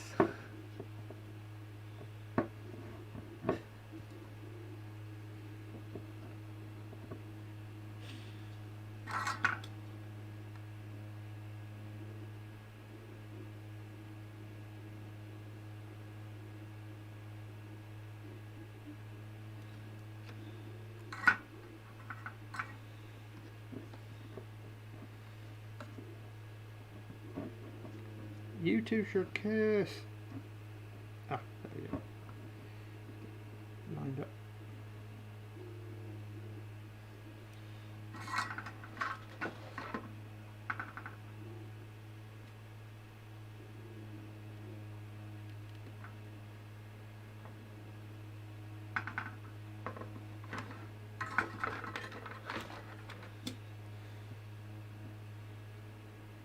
The heat shrink is on, don't you worry. I put those on straight away so I knew which one's which, because they're both black wires, which is super useful.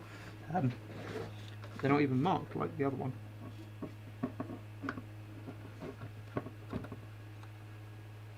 Just getting this all to fit nicely together is a bit of a pain. There we go. Just try sliding the right way over a bit.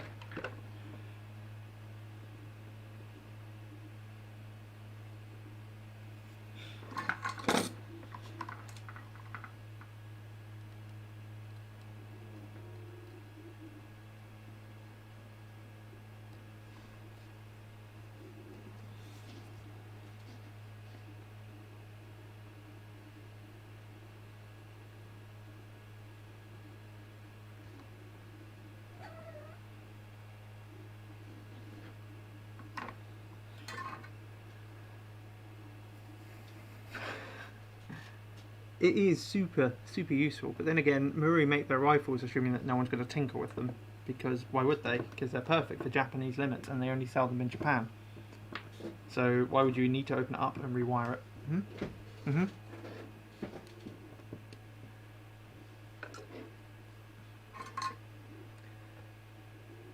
So here's a question.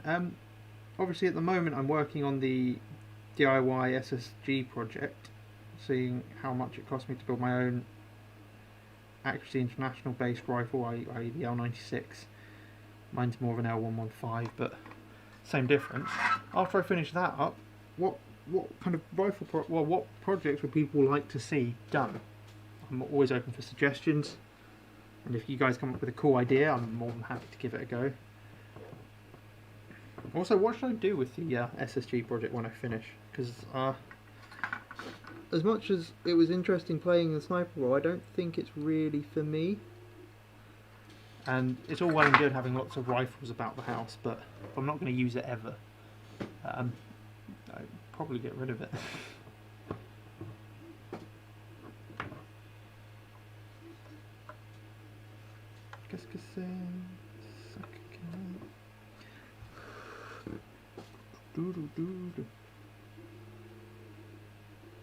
Support build would be interesting. Right, well, funny you should mention that. I am currently trying to get not one but two M240Bs up and running, although I'm not going to be super mortar. Oh man, yes, a mortar. I don't even. How would I do that? Probably compressor cannon, compressed air, fire out a. Making the high power work. That's an interesting one. I did actually manage to get it to work using a 3D printed valve knocker. But then cold weather and we don't particularly go well together. I need to try and figure out that. I also think it needs a clean and a lube because it was not cycling properly when I tried to use it at game day. I think I got one kill with it though, and it was the greatest thing I've ever done. And it was right as my camera stopped recording. It was super useful. Playing in the new trench system, and I was at the back trench. Hear my mate get hit in the trench in front, so I run round, and as I'm running across the trenches to get to him, I see Will and a couple of other guys. So Will is the guy who owns this rifle. He was playing on the other team, and a couple of other guys coming into the trench, like perpendicular to the way I was running. So I ran to my mate and then dived and spammed backwards to aim at where they were. One guy came round, I fired a shot, he fired a shot, and we both hit each other. But as I was diving through the air, my camera went out of battery and powered down, so I didn't actually get that on film, which was a right bugger, because that was going to be like, oh look, the high power is not crap, it can get a kill. But hey ho.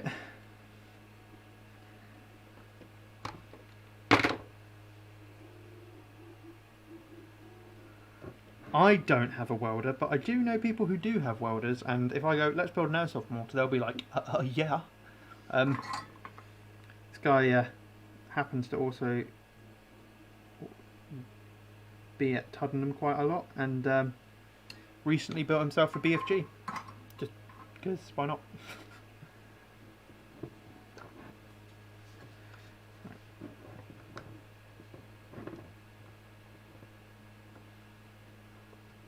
Oh, Kenny. Why don't you build a mortar then? Also, I don't necessarily think you need a welder to build a mortar. You could probably just do it with PVC drainage pipe. Actually, probably not. You could probably do it with the right type of interlocking steel pipes. Now, how far up there did the heat shrink go? But yes, I would love to do a support weapon build. It'd either be a GPMG or a L4 Bren. So hence why I was asking about the ZB26 if flak 88. Yeah, I don't know how many sides should let you use that.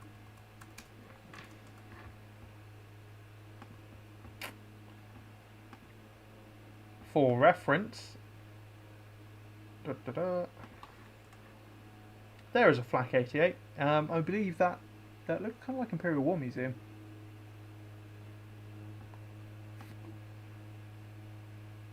It's Wikipedia, so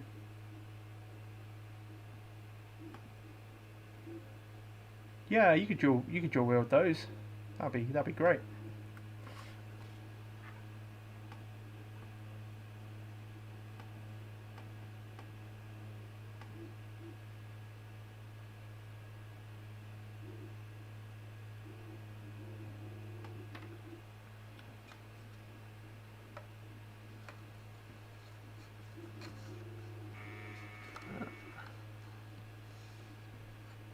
Oh, Lee's carbine. Oh, that's just too naughty. Although was the Lee's based on the SMLE, or was it based on the number 4?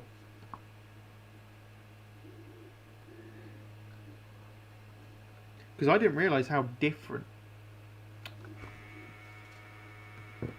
Can anyone spot what I've done wrong?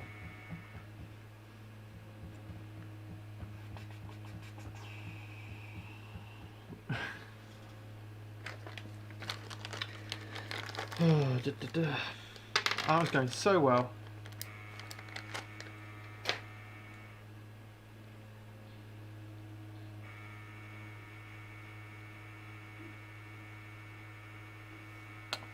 Right, let's fix that.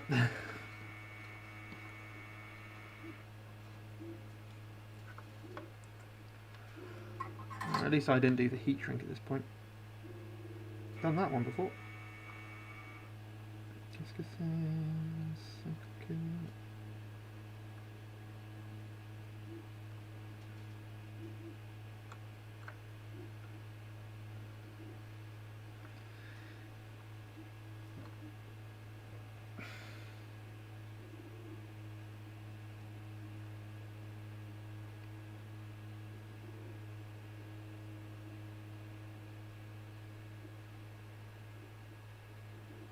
Come on, Solder.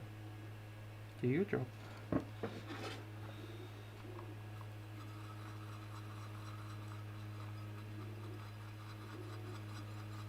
Yeah, no, this is just checking that I can actually solder a Dean's connector on, so I just use any random one. Now onto the main event of soldering the correct Dean's connector on. If this solder will melt, thank you.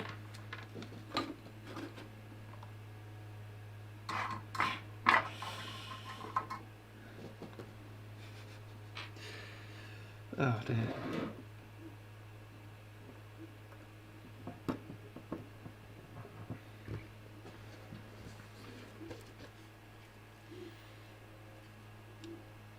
Mr. Martindale, that comment was absolutely shocking.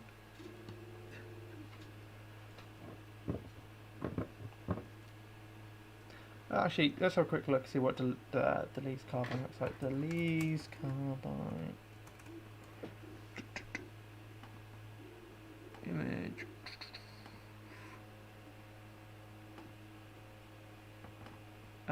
Looks like it's a number 4.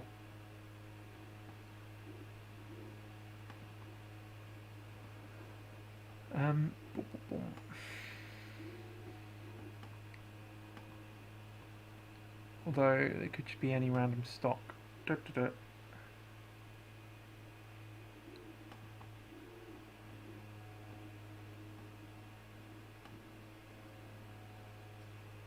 Oh, actually, no. Am I wrong?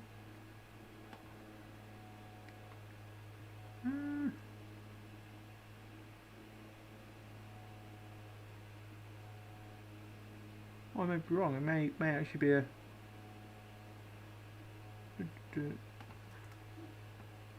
I'm thinking it's a number 4 action. Wait, no, it isn't. It is an old SMLE style action because the bolt lug, not bolt lug, the front of the bolt face is attached to the outside of the receiver, not the inside of the receiver. So these are old SMLE converts. Also, I guess the sight gives it away as well. Mind you, no, that's a modified sight. Not too sure. I don't know my Lee-Enfield well enough. Get rid of that.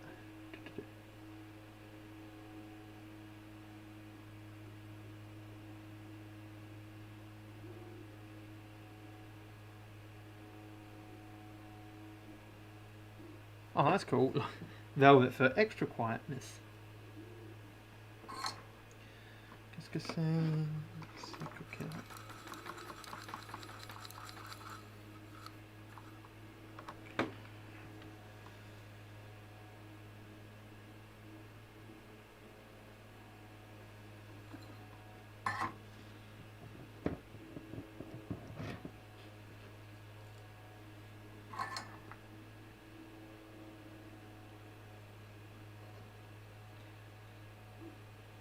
So what do we think? Do I do a GPMG build or do I try and do a number 4 build? Not number 4, an L4 Bren, 762 Bren gun build.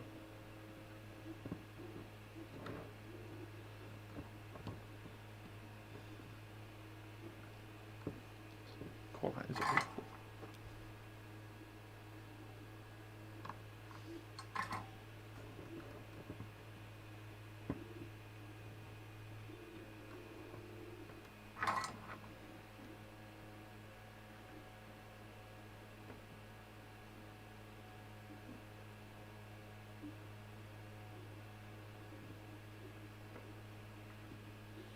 Bran, yes. Next question. Chris, can you see a route to A&K ZB26s?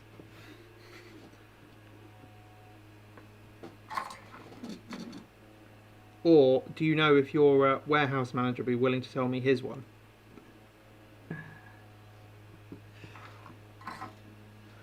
Hang on, let me see if I can find it.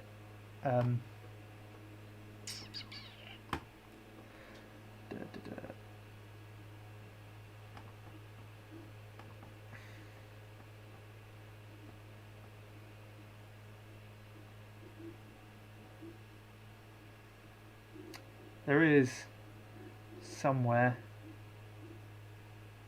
from way back in the day a photo of me with my fake SLR and my mate with his fake Bren.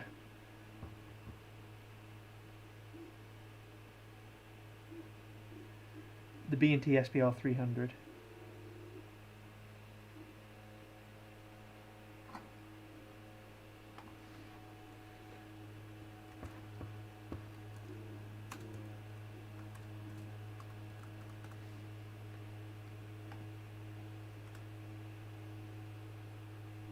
Should be seeing that. This what you're on about? Core, yeah, no, definitely not the assassin's gun. Definitely not takedownable and hideable in a little suitcase. What are the specs on it? Let's bring this up. Oh, Pinterest, thank you. No, I don't. Oh, that's useful. Open image new tab. Action repeating. What is it? Fire. 150 meter max effective range. Cool, that's a funky little bullet, that.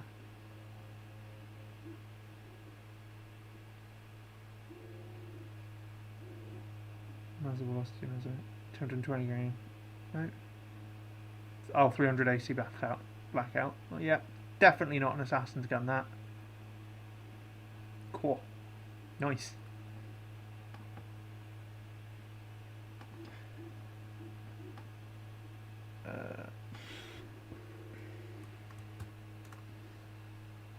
Oh, that's what it'll be on. Was it injury?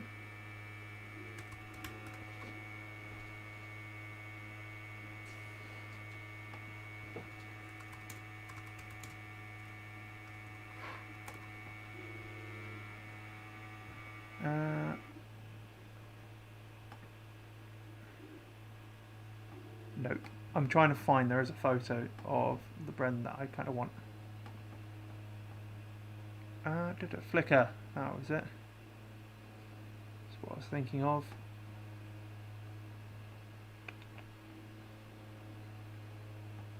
Yes, there we go. There's the album.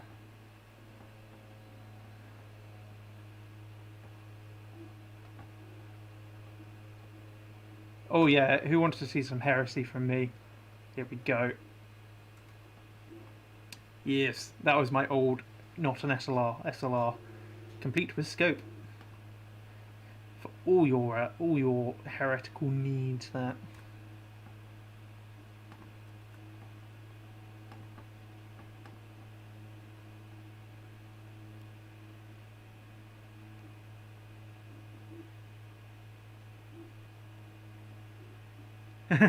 Yeah, that's true, Chris. I think you would. I didn't realise AK died.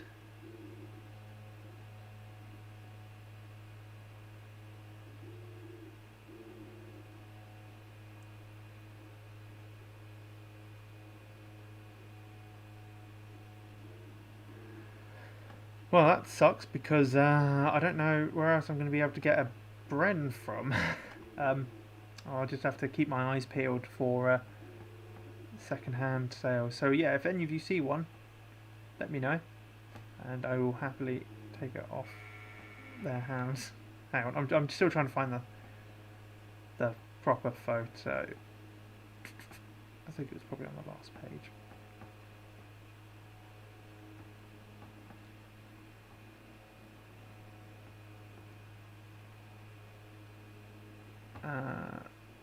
I'm going to spend far too much time looking through this, and it's boring, so I will post it some other time. Does anyone make a Bren? No, no one makes a Bren. Viva Arms are claiming they're developing a proper Bren, like as in a 308, like World War II British Bren. But as far as I know, no one makes one. I know A&K made the ZB26. And I believe it gets rebranded as the Echo 1 ZB26. In fact, let's have a look, see if I can find an Airsoft ZB26 quickly. Airsoft ZB26. AK Rock. Matrix rebrand it as a ZB26.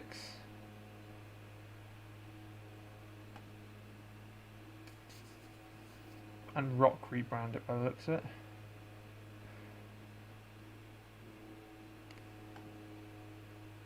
But yeah, no, wow, okay, it sounds like I am up shit creek without that. Maybe I just have to build it completely from scratch.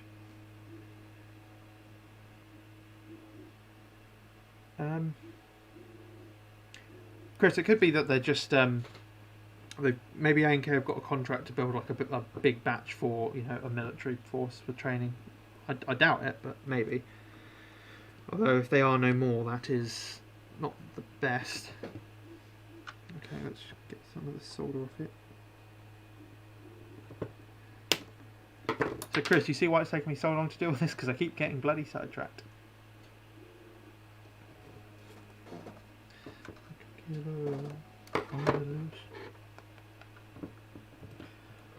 Very illegal.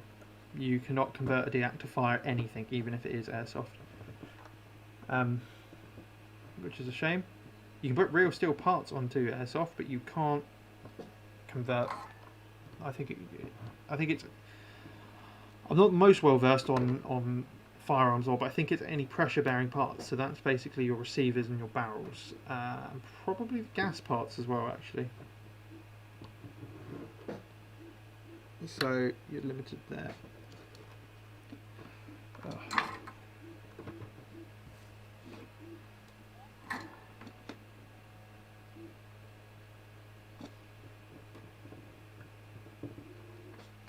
Yeah, this is going to be stupid, but probably the easier way to do it.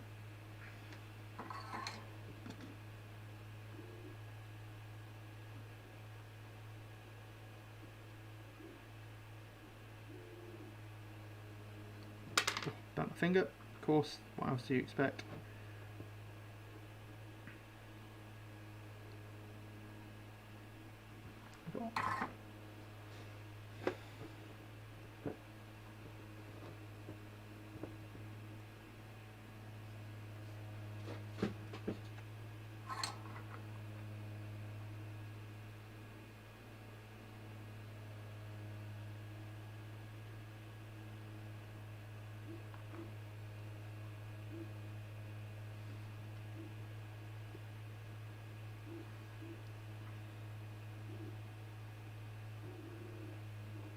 This is getting absolutely butchered. It's going well. That'll do.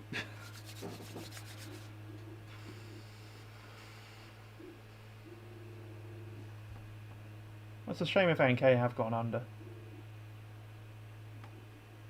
Yeah, because A&K makes some good stuff. I'll be surprised. Well, I guess people.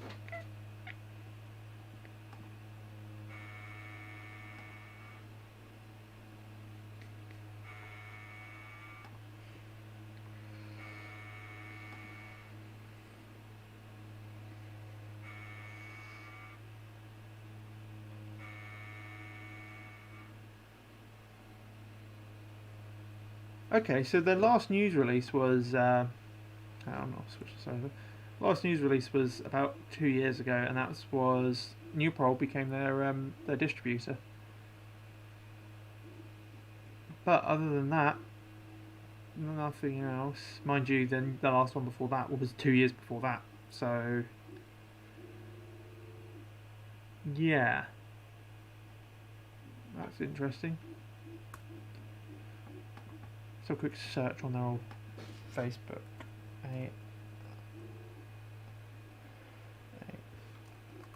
Okay.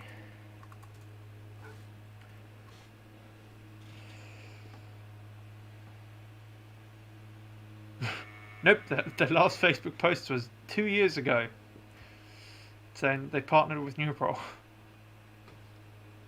Good outreach there, guys. Not really the last thing they actually was at the pin thing. Nope, that was the last thing they put. Good. Well, do they have Instagram? Let's go over here. Contact.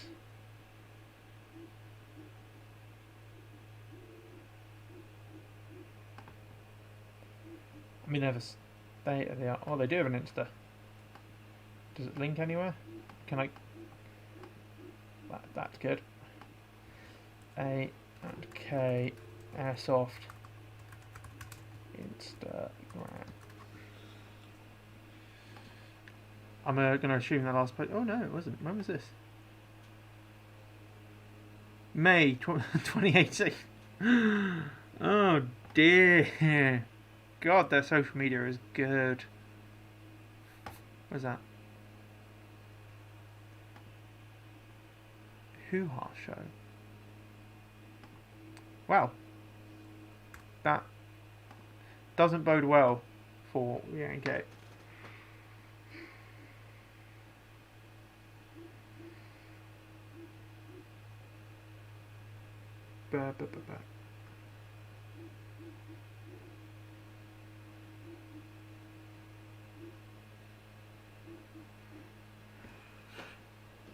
So I think the brands that I know that do the ZB26, obviously I think A&K was the OEM, then there is Matrix and Rock. So it might be one of those that you're seeing. Probably Rock, because I think Matrix is US only.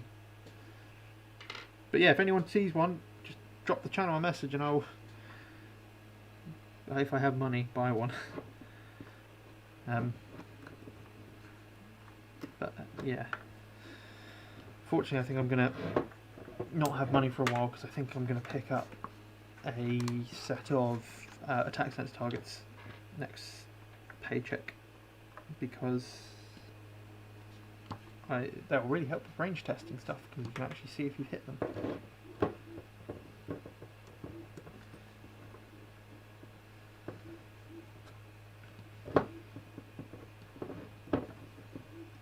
Yeah, I really like it when the wiring is fixed into the rifle like this, so you've got tons of room to work with to do it.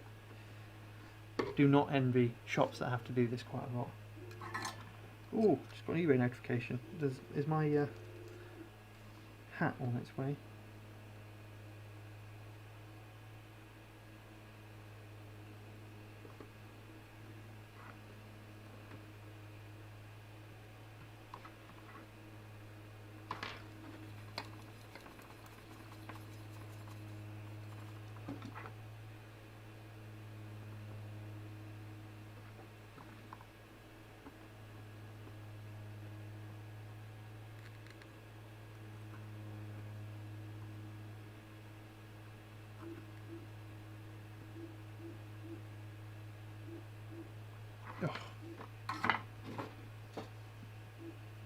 this wire is starting to test me.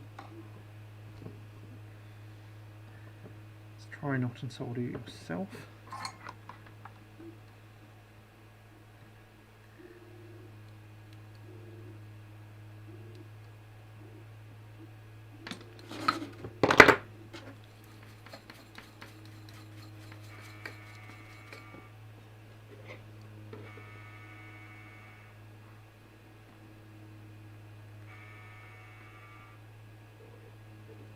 There you go, Airsoft Jesus has come in to the rescue. No, do not convert DX.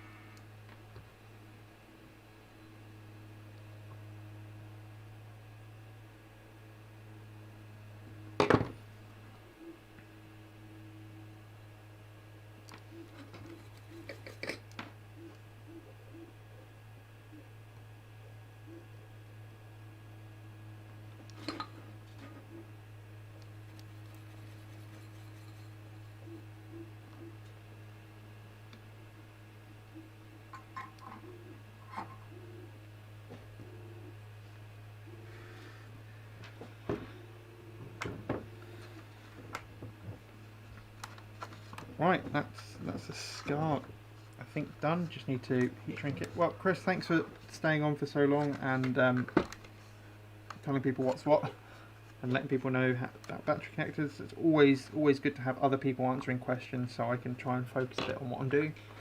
But yeah, sleep well and speak soon, I guess. Just heat shrinking all these wires. Try not to burn my own fingers. Good. Right, let's give the scar a test.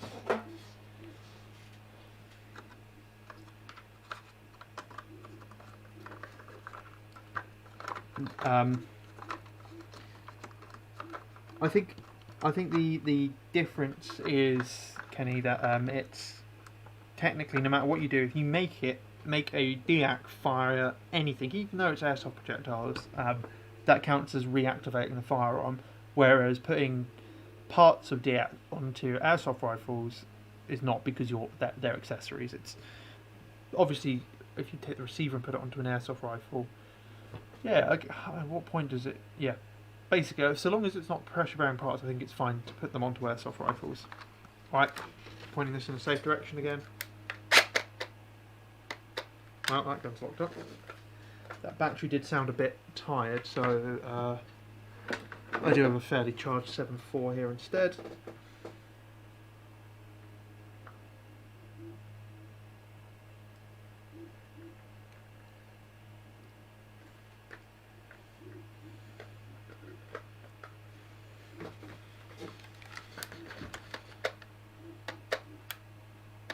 Oh, I locked it up.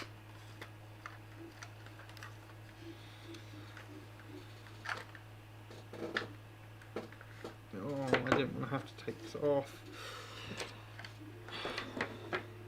Or have I wired it the wrong way around? I don't think I've wired it the wrong way around.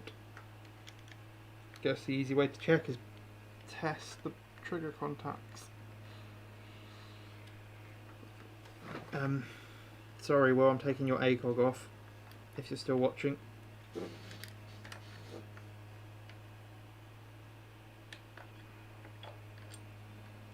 Okay, so we got 1, 2, 3, 4, 5, 6. 6 forward, so we should be able to re-index that.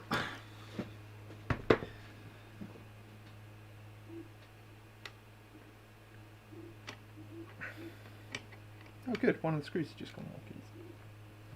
I'm hoping I've wired that up right and it's locked it up slightly because it's quite a low battery.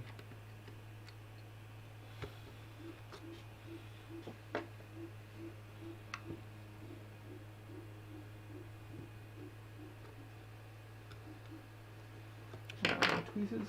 Where are my tweezers?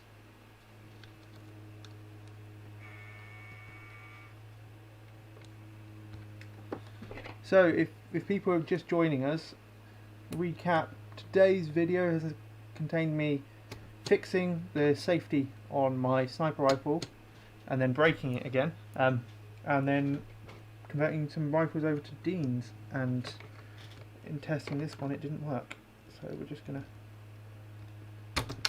Wow, that is a really tight motor connector.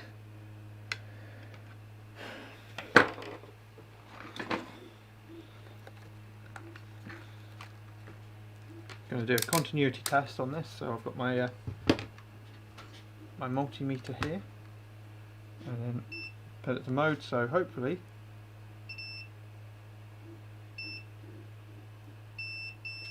that should get through. Well, you're saying pull the bolt release catch. Okay, let me just do this test first.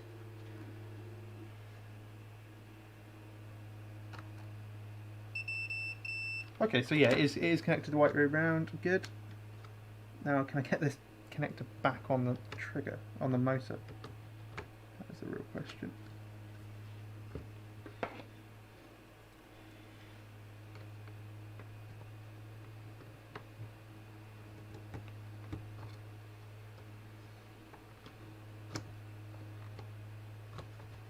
Yep, that's back on. Put that back on.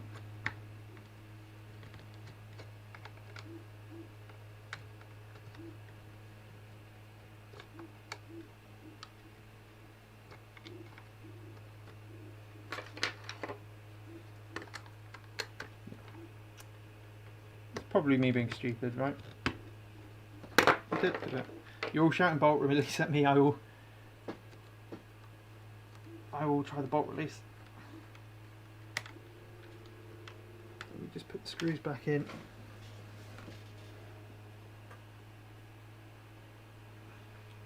One of them has gone walkies. Oh, it's that. Found it. Well, I'm assuming you make sure your rifles are clear before you put them away, right? Just in case, I'll put my BB catcher in front of the muzzle.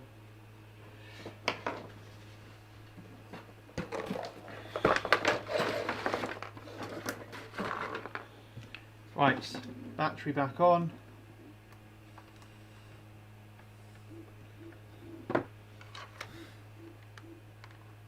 Pushing bolt release, put it into semi. Still locked up.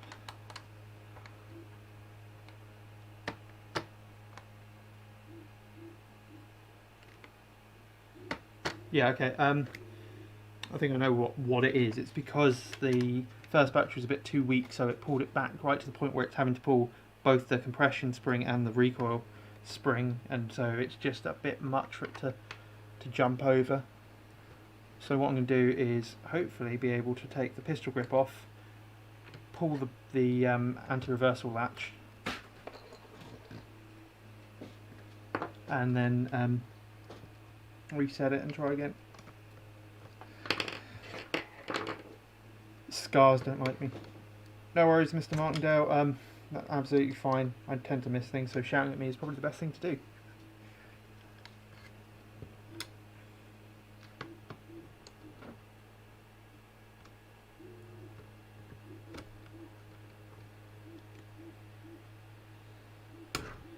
God, these motor connectors are really on there. Well, bravo for that. Put a big old boy on. I mean, that was a beefy 7.4 I had on there, Tom. Let's. I'll try a single 11.1 shot. Where's my? I've got beefy 11.1. Let me grab it. I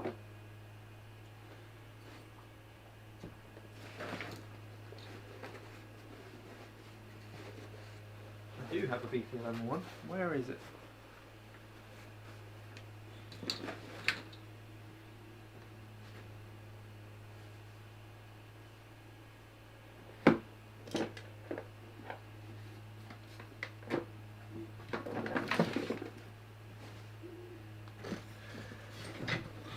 Cool, it's clear. So put the connector back on, push it down, put that back on, stick an 11.1 on it, and hopefully only fire one shot with the 11.1 because I don't want to strip all the gears like my mate did with his 417.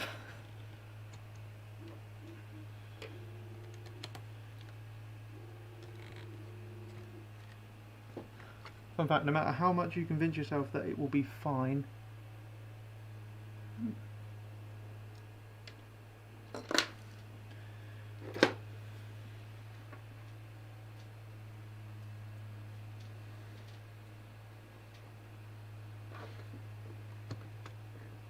Will, have you ever had anyone do any work on this before? Have you taken your pistol grip off before? Because I don't see a motor spacer in the pistol grip, which means that that is probably going to be pushing pretty much onto your motor cap. If not, let's just. I'm just going to pop the motor out, make sure it's not come off and fallen down into the guts of the pistol grip. Come on.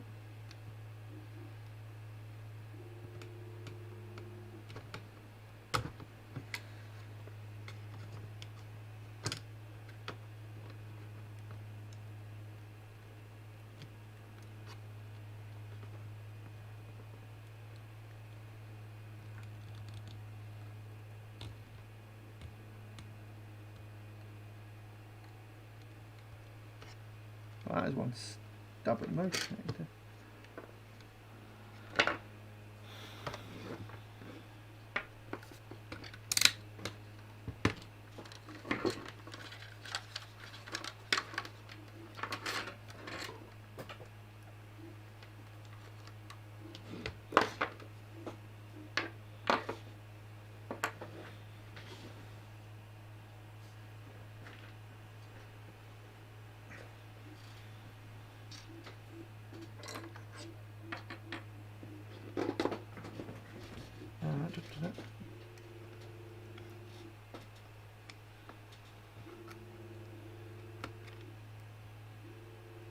Wow, that is really, really well on.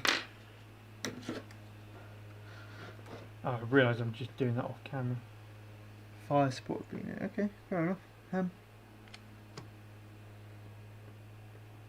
Oh, I see it. I see it. Am I going to be able to get it out though?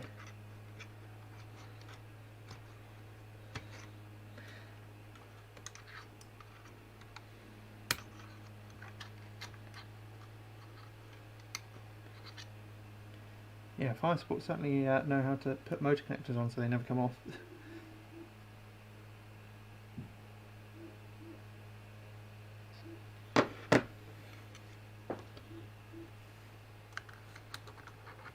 Come on.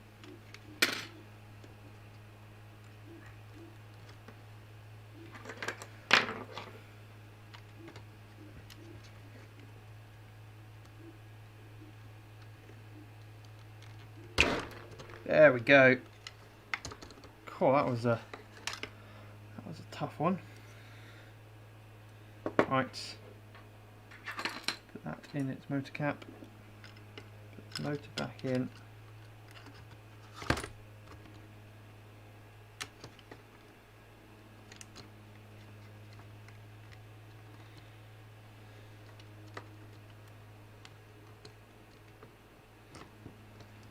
Oh, he's so tight.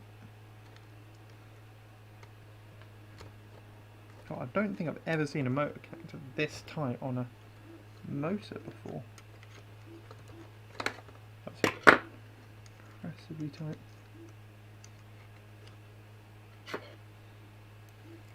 Oh.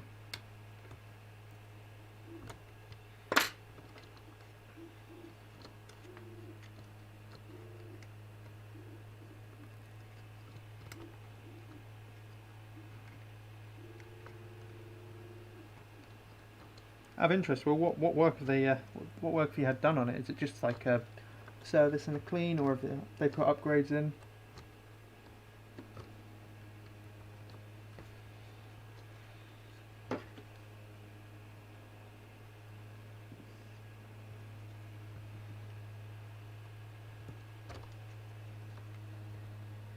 Okay, right.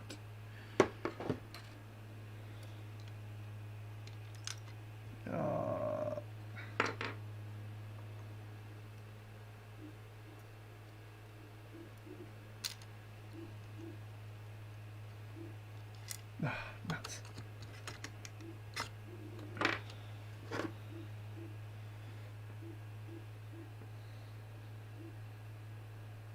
Oh, it's gone right down there now. That's useful.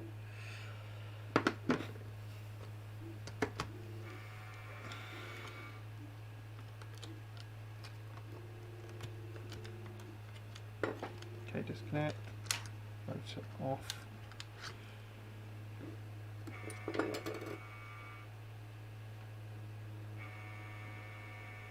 Oh, right down there. You're good.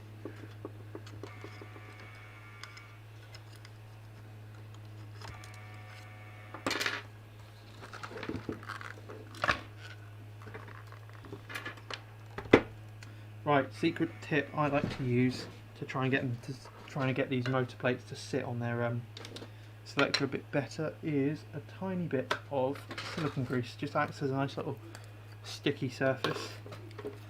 So whack that on there.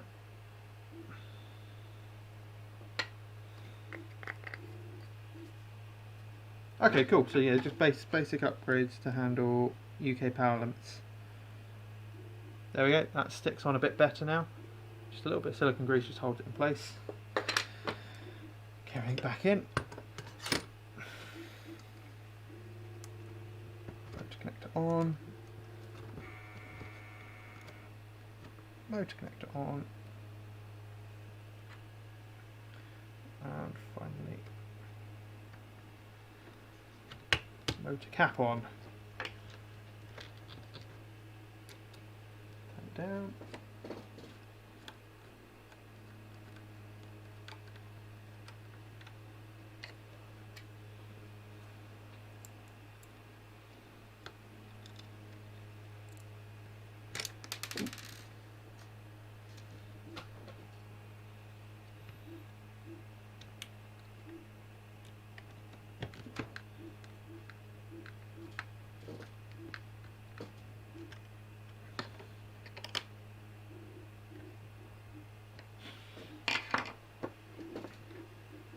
Right, so I'm hooking up a big beefy 11-1. Got a cardboard box just in case. Hopefully now. Really? Ugh. Try bolt release. No, it's making a circuit. No, okay. We're going to have to take the pistol grip off then and pull the AR out if we can. Or I wonder, actually one last thing we could try. Probably won't make a difference. Nope. Dead.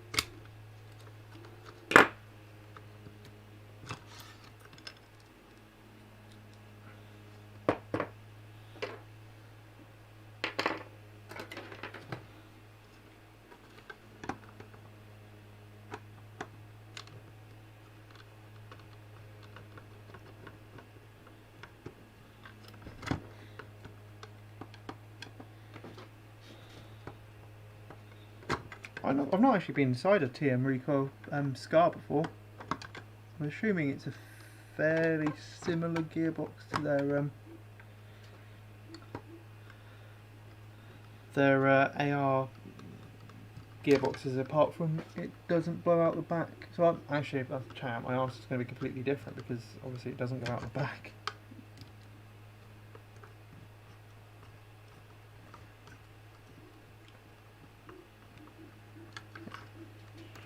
Right, and we're free. Where is the AR out? There it is. Can I trip it from the outside? Oh, this is going to be tricky. Oh, that would be an easy way in.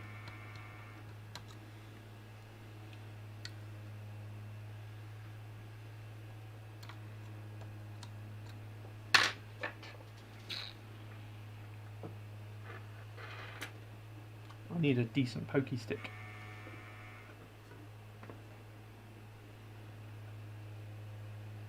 Let's have a look.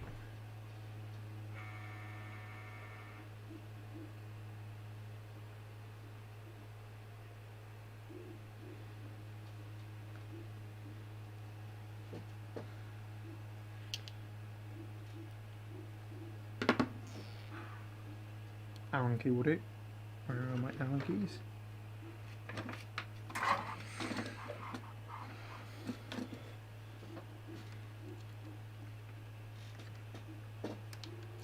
Come on.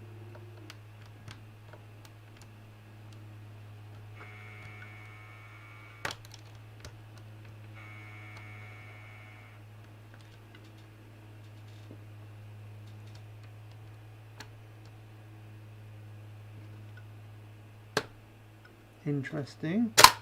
There we go. Right, that's released that all forwards.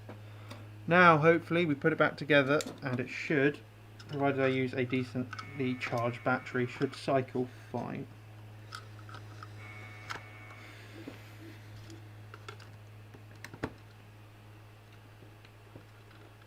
So yeah, basically pulled the anti-reversal latch, which meant it could run backwards effectively.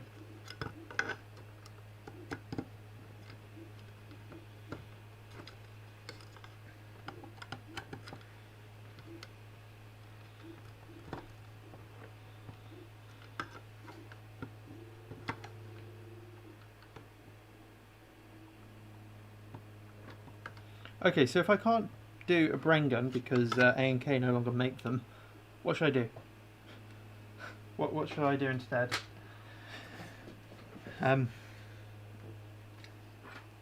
Obviously I really want to make an L42, but we're going to need number 4 for that because as much as I could use an SMLE as a base, it just isn't quite the same.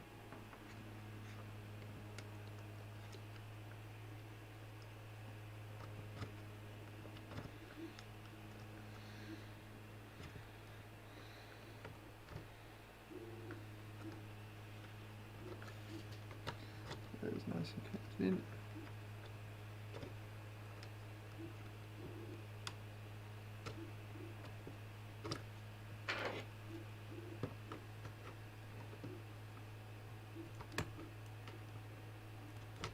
There we go. That's still all in place, good. So we can put the cap back on.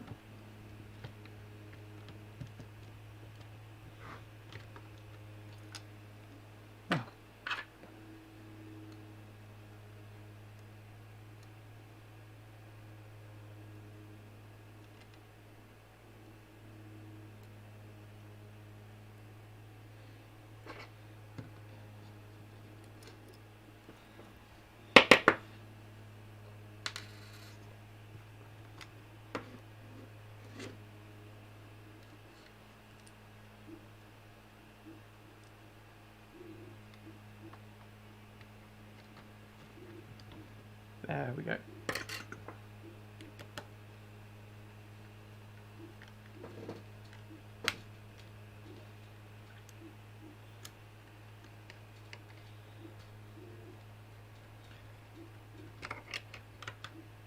Oh, other good question. What would people like to see? Like, do you guys like these tech live streams? Should I do more of these?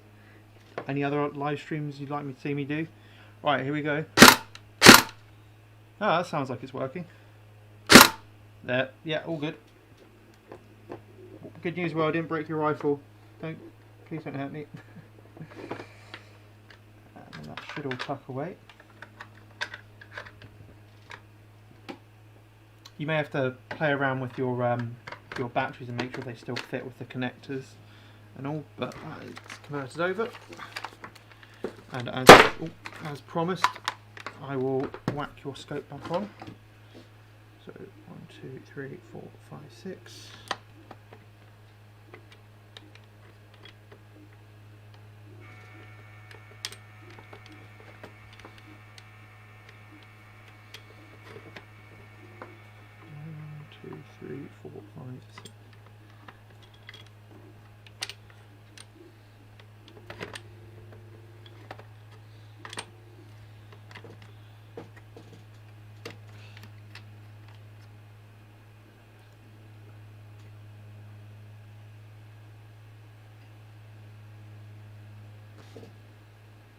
Universal rifle semi-locks and dual creeping to allow different power limits at different site/game rolls. Based on what weight you run in it. That's quite a good idea.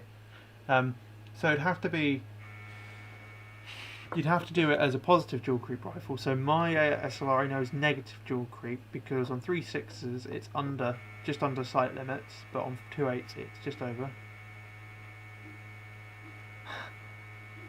Oh, that is a very very interesting question. How do you know what components are compatible to a weapon? Well, externals wise, it's a case of what mounting options are on the rifle. Is it M-lock? Is it key mod? Is it Picatinny rail? Or is it something stupid like E-key?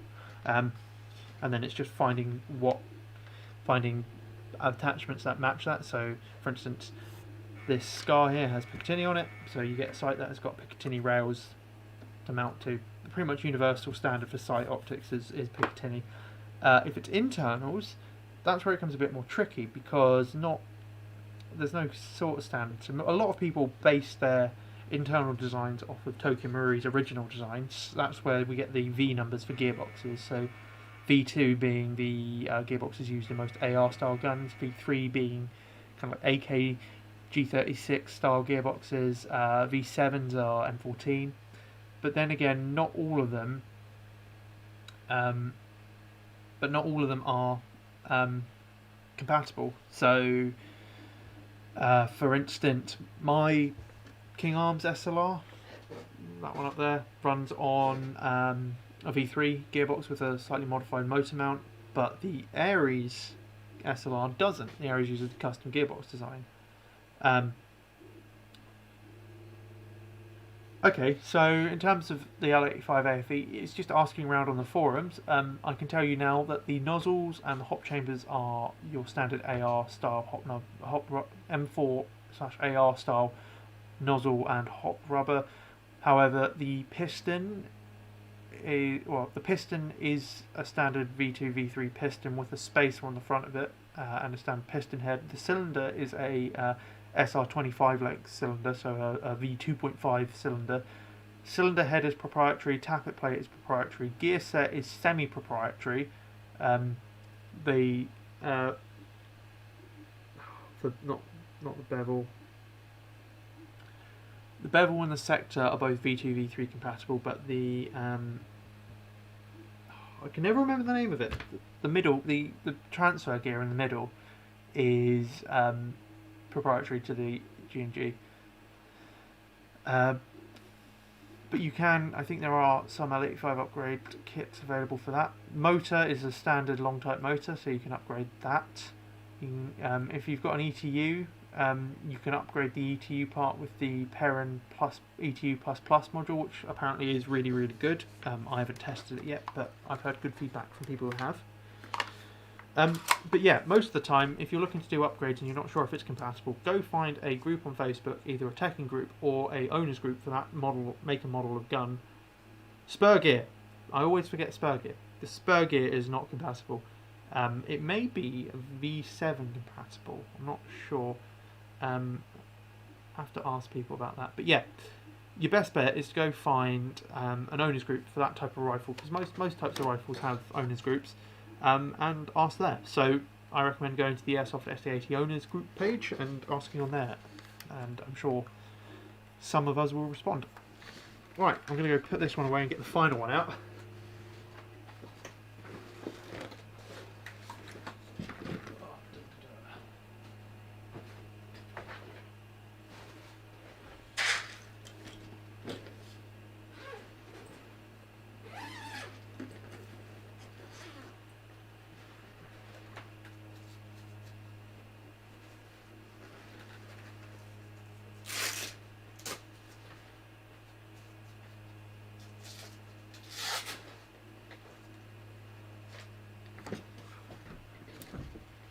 And it's a G36. Ooh, very nice. No, the gun bag is not your bed, cat. Sorry, give me a minute.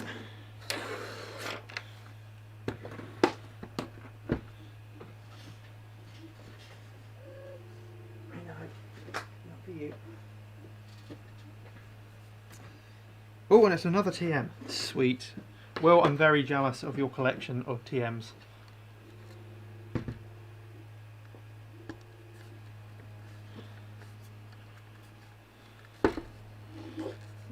And I'm hoping it should just be a push pin. And it does. One of the things I love about the G36 design is they were considerate about their body pins, so they're not self-retaining, but they do have a storage space in the stock. Although they give you 4 holes and only 3 takedown pins. There we go. That was off camera. Oh, that's cool. It's even got the mock gas port. Oh, nice. I've not seen that on a G36 model before. Oh, this one should be annoying.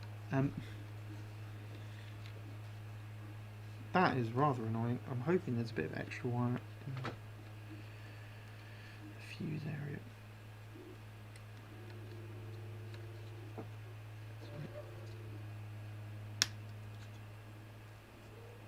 Okay, this one I'm going to leave the fusing because it just makes the wiring a bit easier.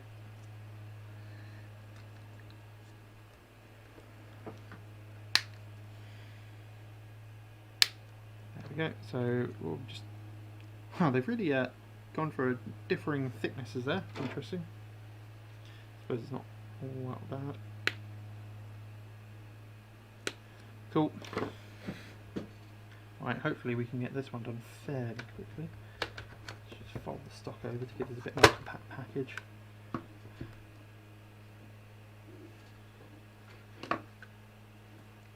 Oh yeah, I guess there isn't a bolt holder because there isn't. Oh no, there is a bolt release on the G36, isn't there?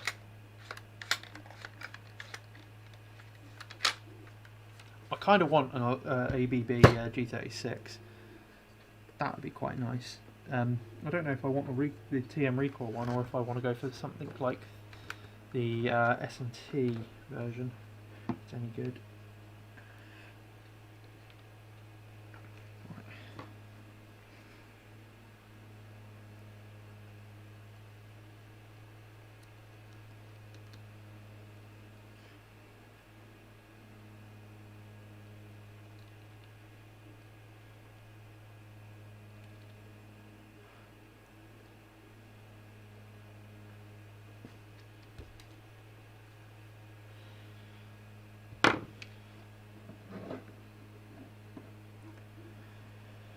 Oh dear.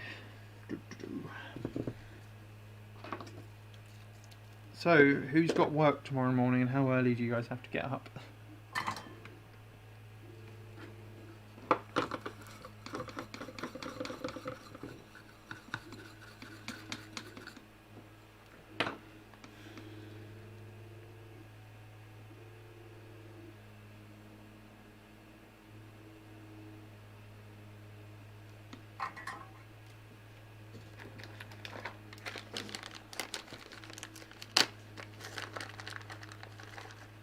Okay, we're getting the right connector out this time. Everyone see that? That is most definitely the right connector.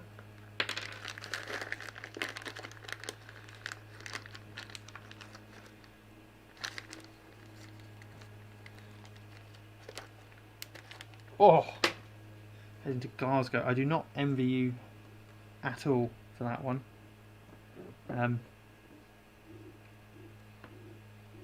But just think, when you come back, you can pick up your newly Deansified rifles.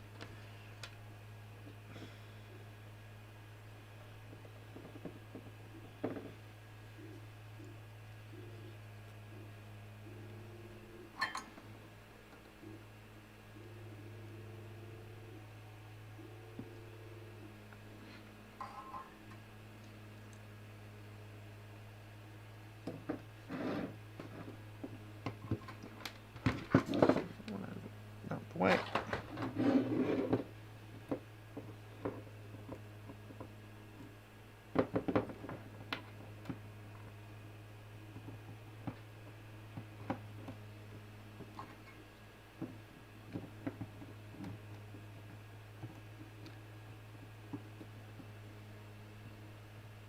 Are you working right now? Are you watching this while you work then, Mr. Martindale?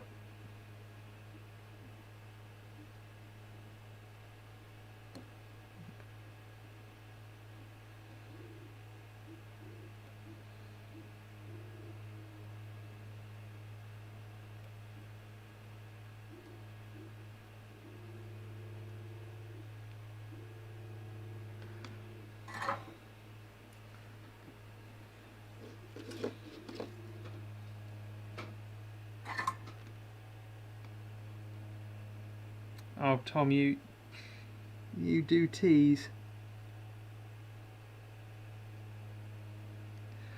What do you do all day, Tom? Now that the office is shut and you can't go, you know, carry out work in the office.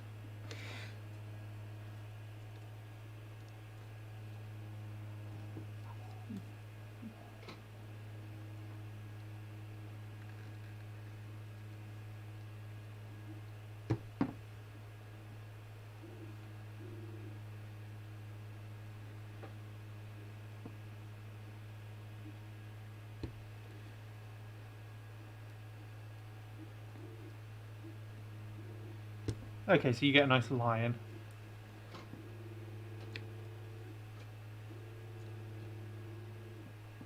Come on.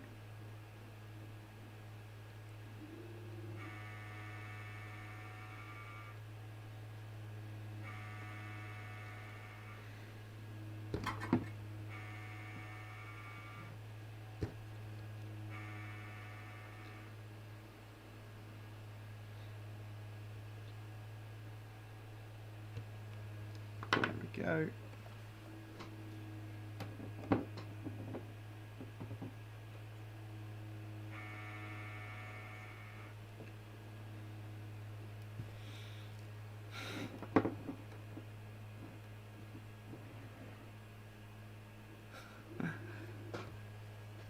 Oh, joy. Monday's the highlight of my week because we have a long-running tradition at work called Mackie Mondays. So tomorrow we all get in convoy at lunch, drive to the local McDonald's, go through the drive-through, all pick up meals, and then come sit in our office canteen and socially distantly eat our McDonald's. I know, riveting stuff that.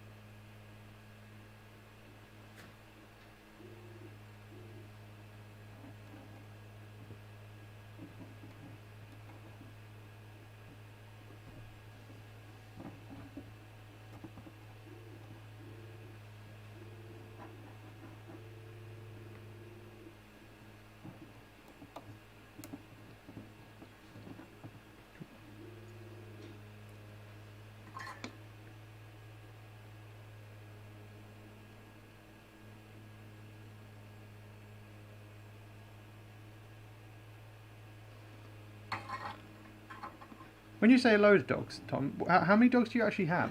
I've never been quite sure. Oh, that's hot.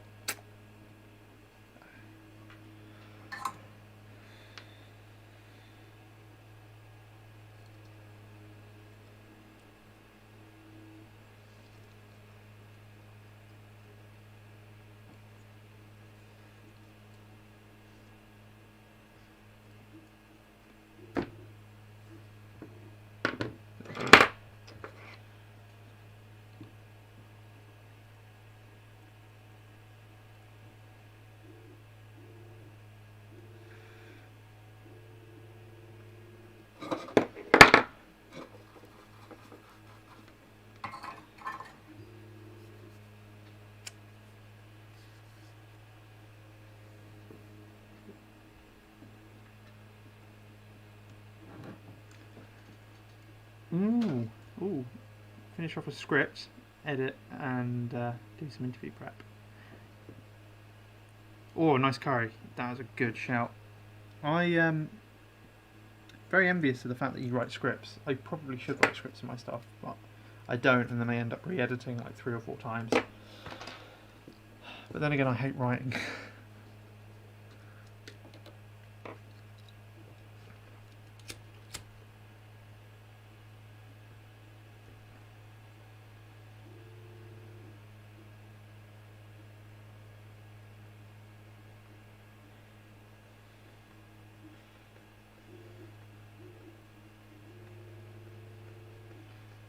Right, this is the last of Will's rifles getting done.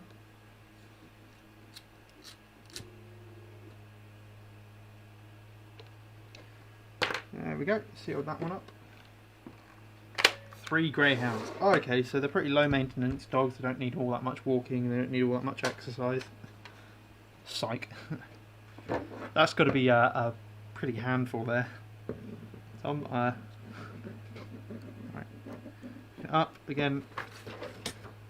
I have my safety box here. Put that into semi, make sure it all works.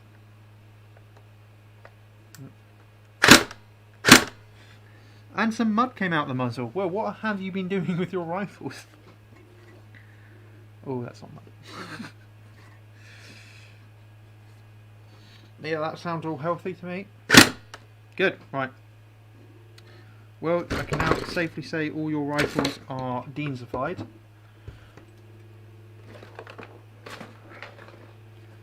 let's put that back together.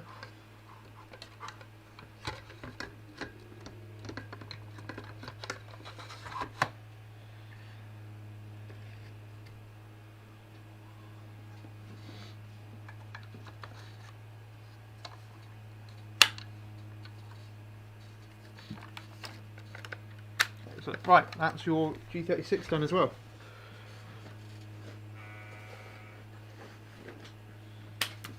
I do actually have a bonus rifle to do real quick, so I'm going to grab that.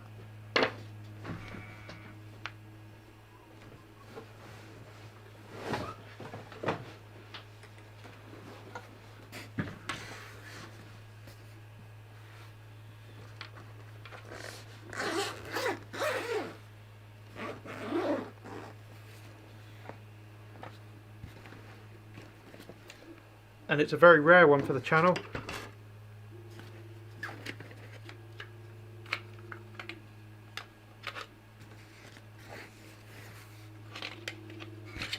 And it's missing 2 of its pieces. That's useful.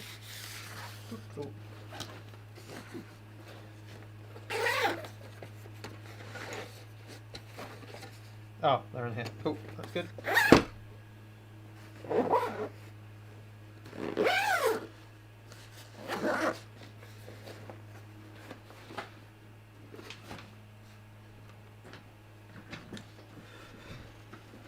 I always thought greyhounds had to be run pretty often, but then again, I don't know much about owning dogs.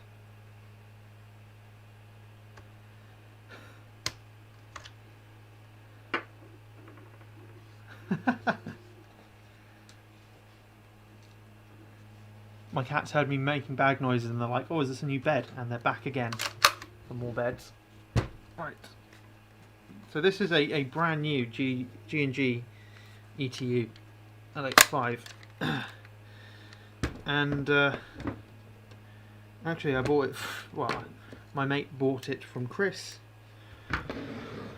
and A, it needs to be converted to Deans, and B, the MOSFET in it has blown, so we're just going to cut the MOSFET out and replace these with Deans and this with Deans, and then away we go. We have a working LE4. So without further ado, let's jump onto this connector.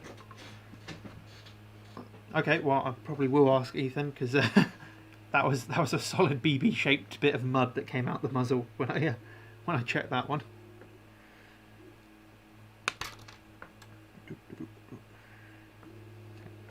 Slide the heat shrink forward a bit.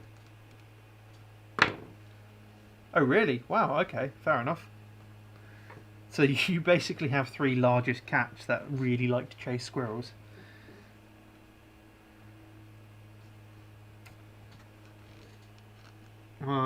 Alice's family have a couple of sheepdogs, one border collie. One border collie and one blue male collie, and one, I'm not sure what the other new one is. I haven't actually met the new one. They got it just before Wales went into their next lockdown, back in November, December time, and we haven't been there since.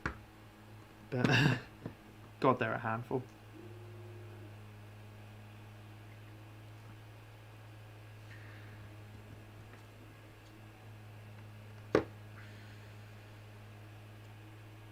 I thought that would be easier to do than that. I was wrong. Well, I don't really need the heat shrink on there. Well, actually, why am I even cutting there? It's me being stupid. Cut here because we're getting rid of the fuse. And we'll just cut the heat shrink back a bit like that.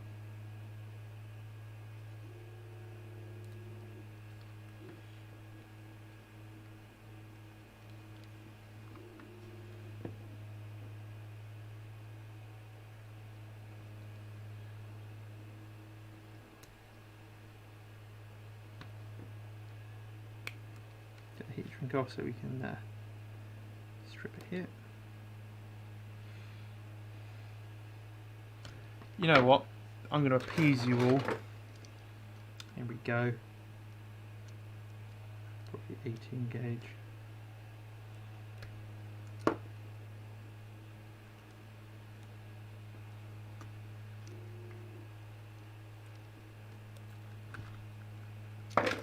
Wow, that was boring. Where's the fun and drama in that?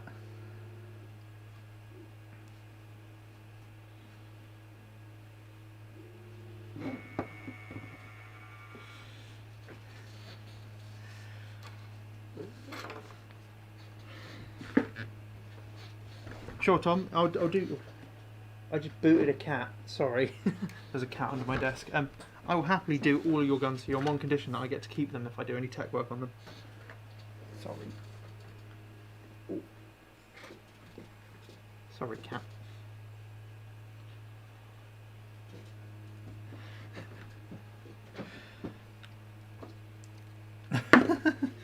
Yeah, I'm going to delete this stream now. Just so...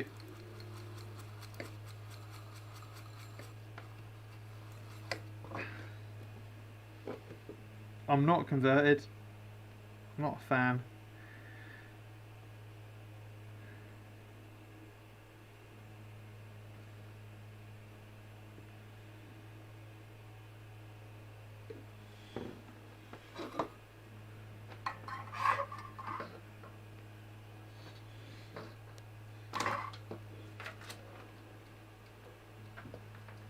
Please don't pull my battery charger off the shelf, cat.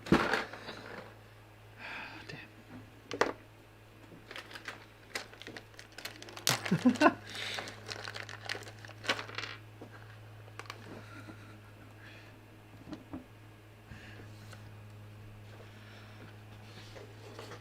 I mean, the only canon English Kiwi videos are the videos that happened before I called the channel English Kiwi.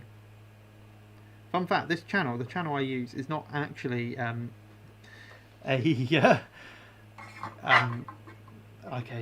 what's it called, a business channel. So I literally changed my Google name to English surname Kiwi to get the name English Kiwi on the channel. I have a cat interrupting again. You do right,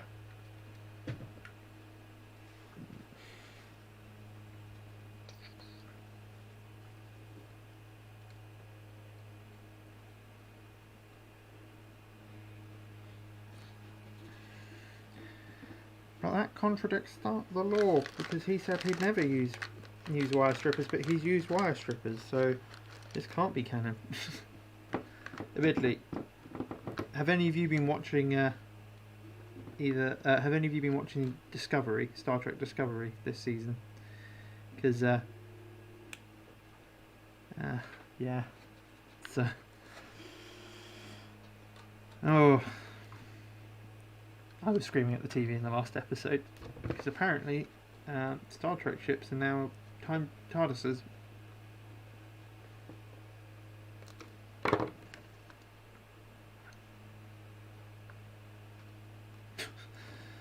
More of this back.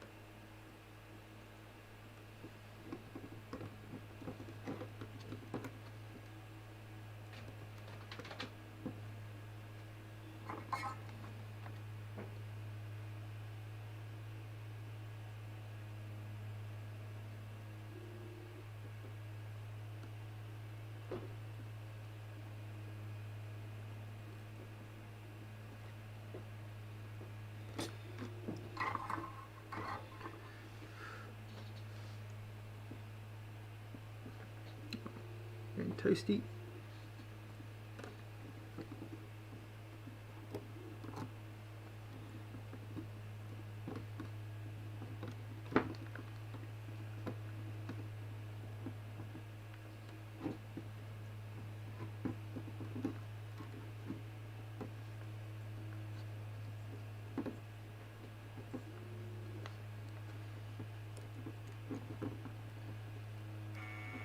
So Tom, when are you buying an SA80? Because I know you're thinking about it. When are you going to hurry up and do it so we can all rock around with our lovely black and green rifles?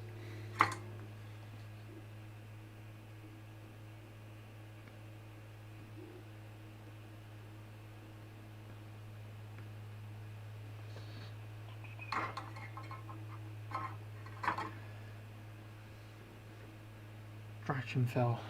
I've not heard of what is it? Drachenfell?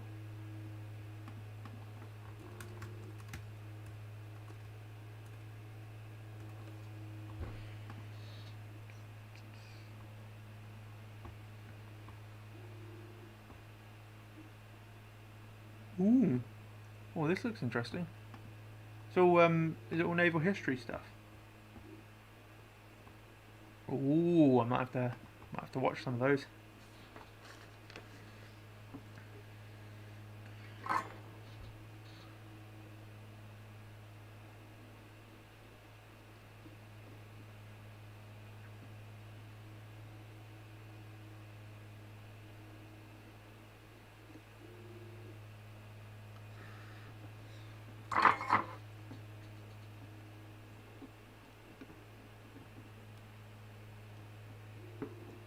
Nuts. Right.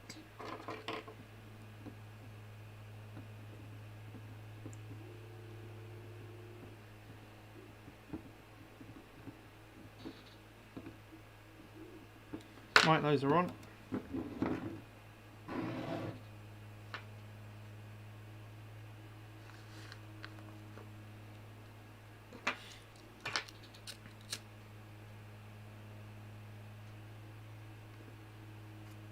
So is that going to be? Wait, so I've forgotten. It was Afghan, wasn't it? It was going to be early 2000s Afghan.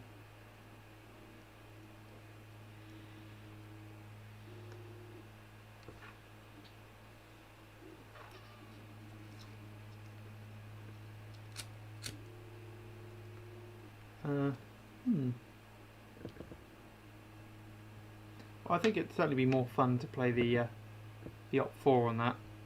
You think they'd let me run a SLR? I'm sure there must have been some form of SLR or FAL appear in the Taliban hands. I mean, I guess Taliban had M16s, AKs. Have a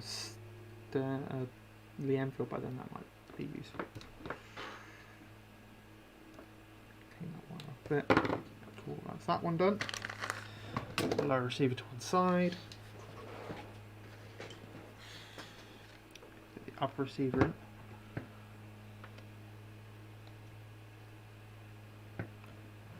I could use my ear now. I could actually. I'd love to use the SLR though. I just love my SLR so much. Oh dear.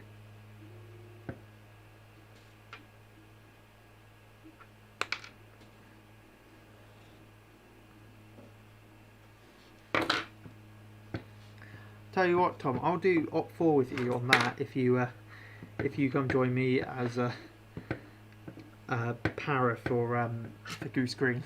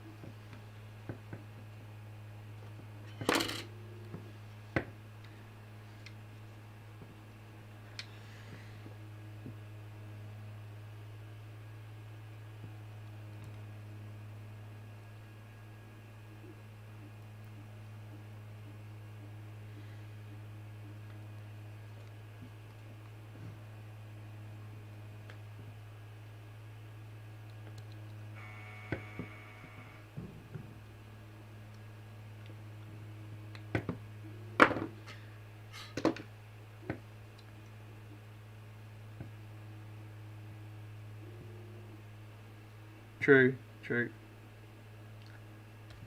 I feel like I've harped on long enough about SLRs and British kit that it'd be wrong for me to do anything other than British forces and Falklands.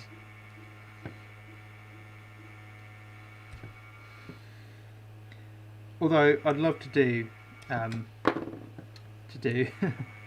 news crew on the ground in the Falklands with you. That'd be great fun.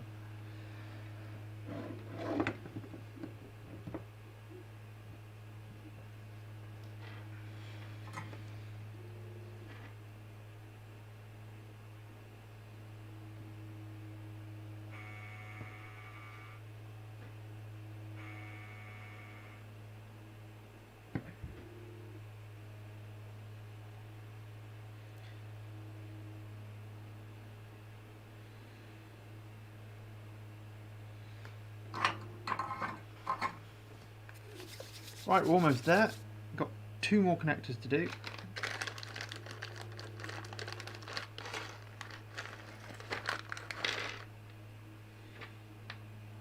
So this is going to be that one, and that one's going to be that one.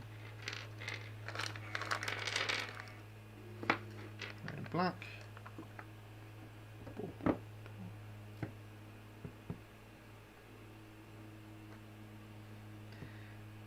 Well, if you need a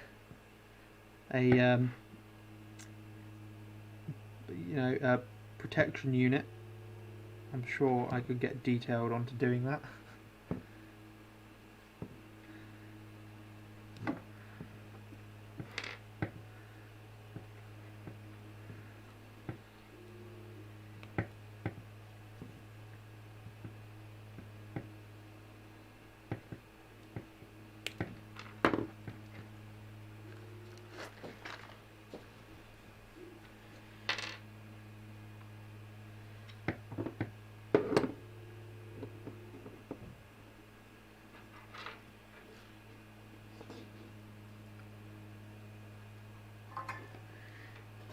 Well, yes. In fact, that should happen because that is the battle we're doing.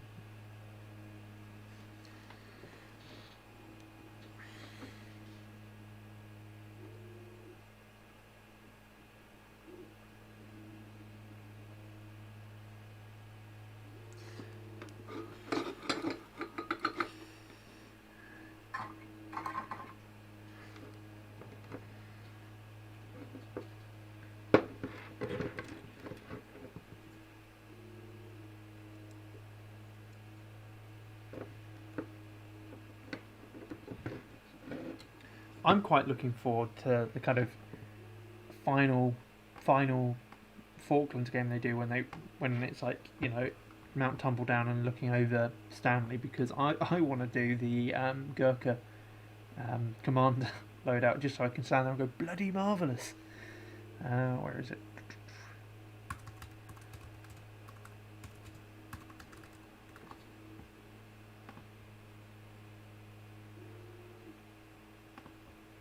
This chappy right here, this happy grin.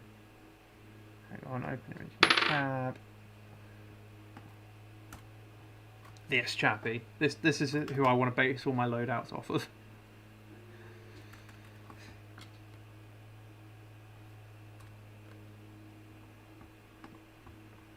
If you haven't seen it, there is an excerpt from the news reports the day they surrender, and one of the news crews are with this bloke who is, I think, the officer commanding the Gurkha unit, and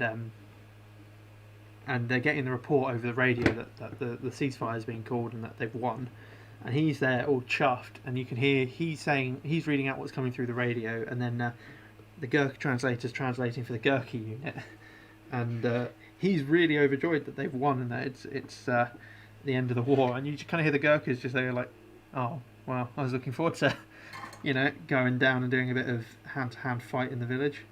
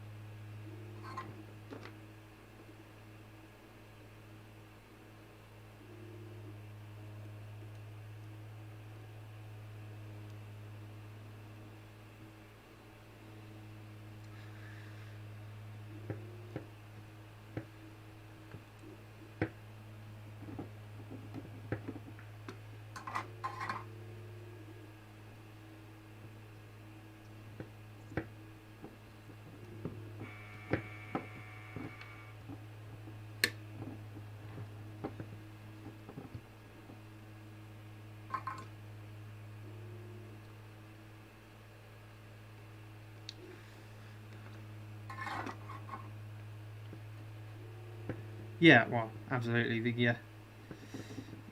Yeah, I don't know what's more scary, you know, big bloke with bayonet or small Gurkha with kukri.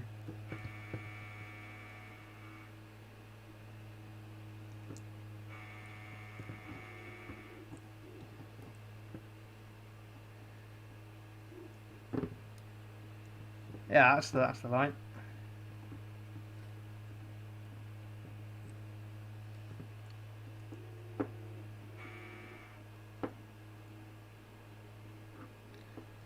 What are you talking about, Tom? The event, or just when I next film my review? Next film one of my reviews, because that's how I film those.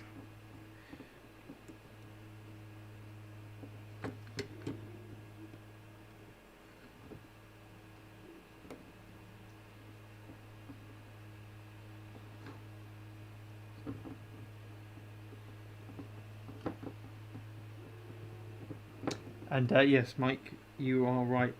That's what he says. And then you just get to hear disappointed Gurkha sounds.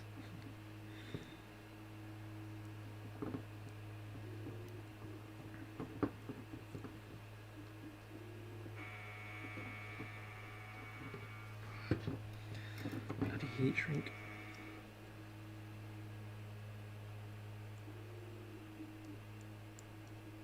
There we go.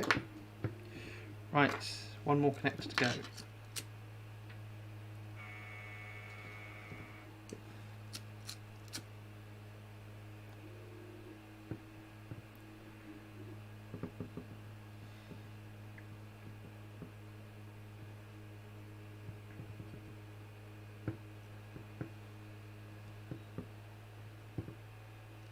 Either way, it might be a good laugh, especially if you actually brought, you know, wet weather gear. Oh, is that your plan then? If it looks like it's going to be, you know, relatively sunny and warm, you're gonna play British with the ill-equipped wet weather, cold weather gear, and then if it's going to be rainy and cold, you're going to play Argentine because they've got nice, cozy, you know, cold weather gear. I know your game.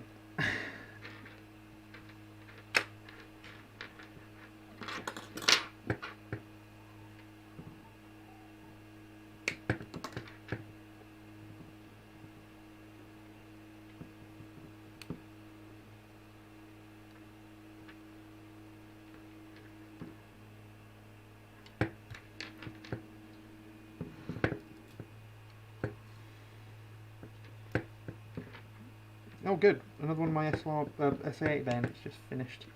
At least just the blade part of it. 3 hour print that. That means we've been going for 3 hours 10 minutes ish. Hopefully it'll only be another 10 minutes. And then we can all go to bed.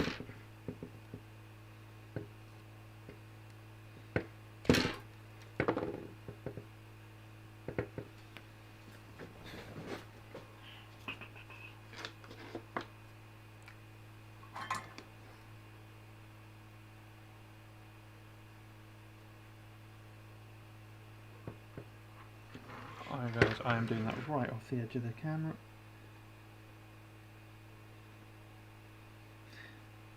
So what do we think about the new Warhead Industries 120 quid brushless motor? Because by the looks of it, it looks to be a pretty well made motor. I'm just hoping that as production ramps up, costs can come down a bit on them, because wow, 120 quid a motor is pretty expensive.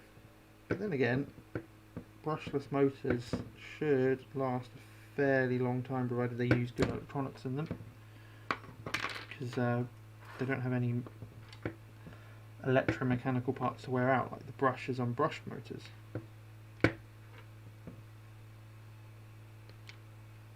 Right, heat shrink.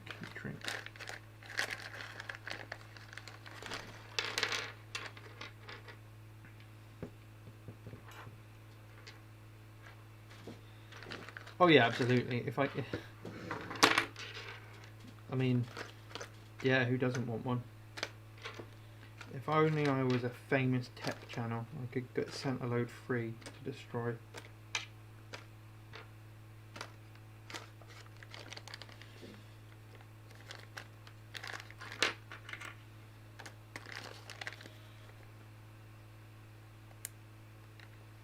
Yeah, that's the thing. You can buy a riff for the motor.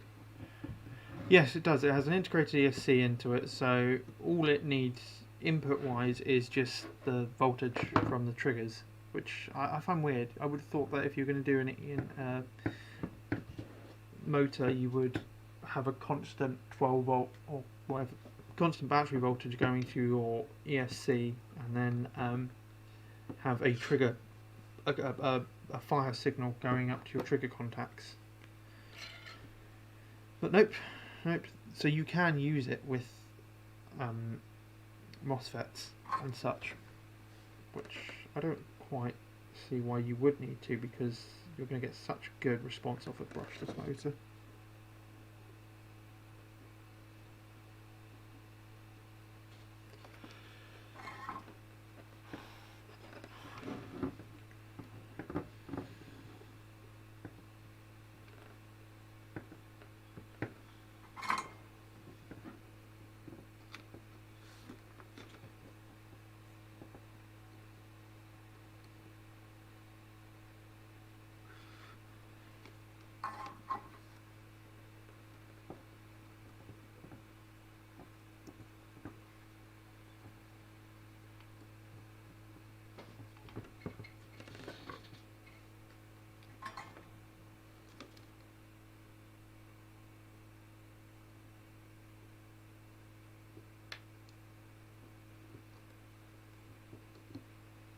Believe it or not, GVRs not working in winter is a bit of a myth. Provided, I think the biggest problem people do is they fill their gas mags at room temperature and then go out and play, and it doesn't work as well, whereas you want to be filling your gas mags at the temperature you're playing at. So they become less efficient wise, so like you'll get less refills out of a bottle because you're having to put more gas in, but they still work. In fact, Tom did a really good stream on them. Stream on gas guns in the first lockdown. I recommend checking out, where he chats with. Oh, Tom, remind me, who is it? You Gaz, that was it. You chatted with Gaz, who pretty much exclusively uses gas playbacks, and it was a good chat. Highly recommend checking that out if you're interested in running gas playbacks all the time.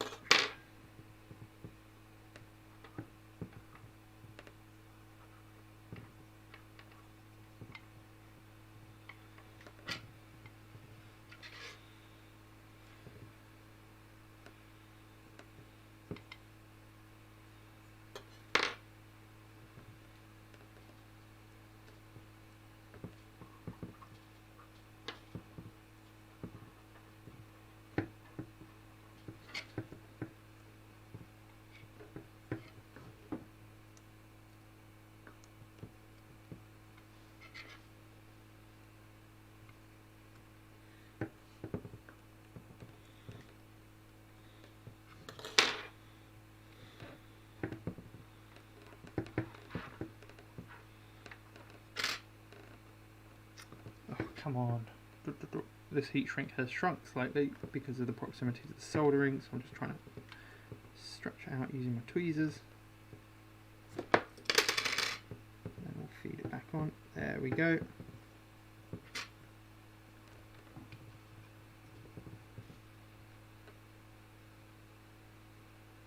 Like so, all good.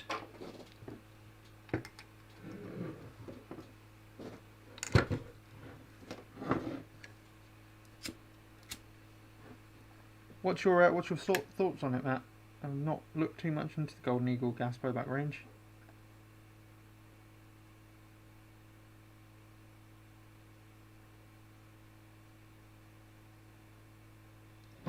Also, what I'm assuming, is it an AR style of rifle, or what kind of design of rifle is it?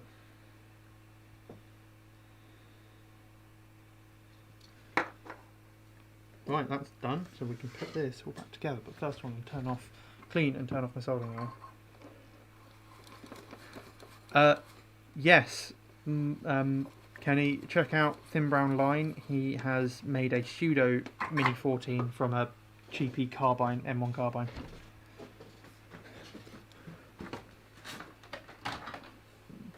but it's not super accurate, and no, there isn't a company that makes them.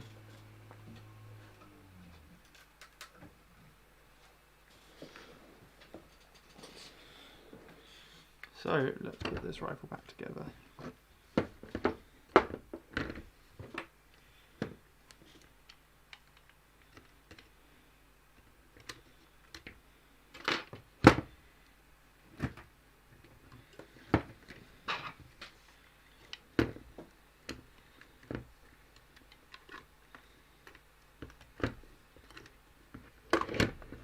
Should probably move my top camera a bit forwards.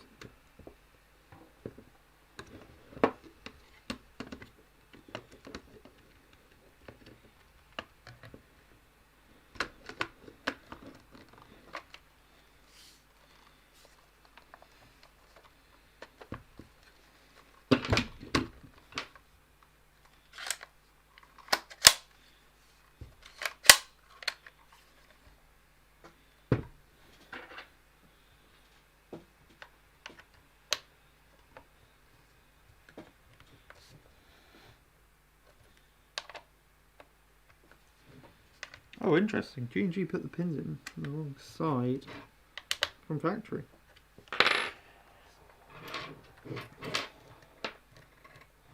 How intriguing. Because I always remember you thinking, why the hell did they put the takedown pins the wrong way round on the rifle? As in, so the golden rule with the L85 in terms of British Army is you can't lay it cocking handle down. But then again, when you take it apart, your takedown pins stick out on the left side of the rifle. Why didn't they make it so they came out the right side of the rifle? So then you could all lay it down on the left side of the rifle and it will be fine. But no. Right. Target box in the way. Rifle here, ready to go. Let's put a 7.4 on it and see if it runs. And if not, there is more of a problem with it. That seems to work nicely. Wow.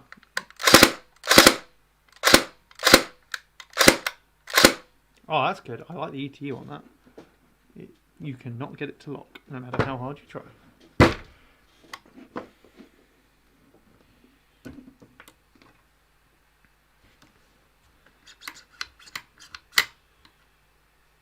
That's what we should do. We should do an A-team loadout. I wouldn't mind an A-team loadout. Right, let's put this back together and make it a proper L85 as opposed to one without a handguard on. That's that bag.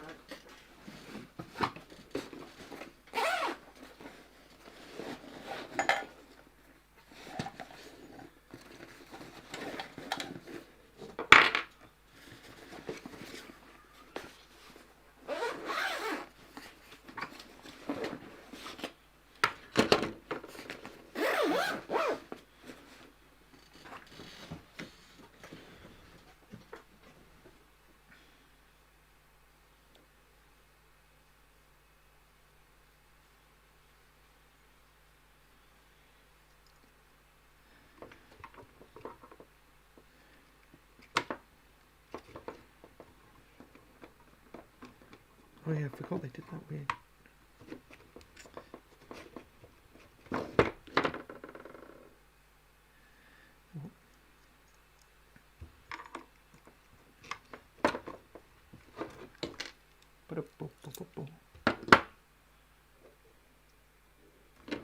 Obviously I'll be face.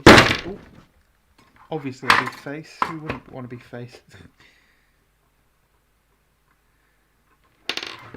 Although I could see myself as B.A. Baracus.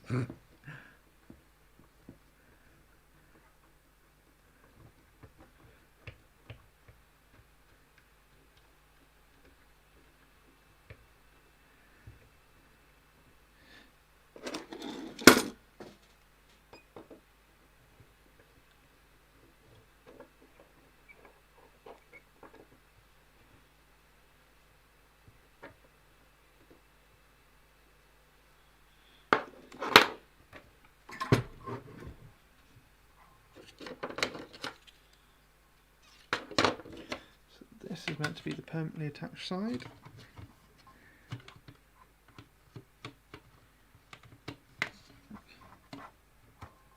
So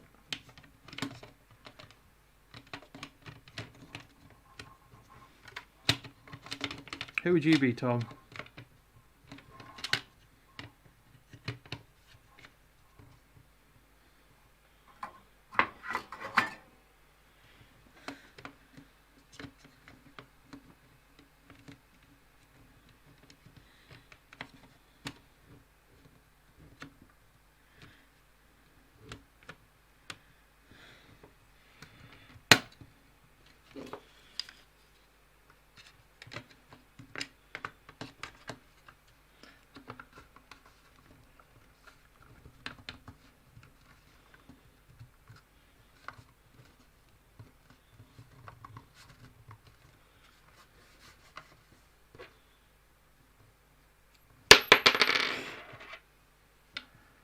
This is true.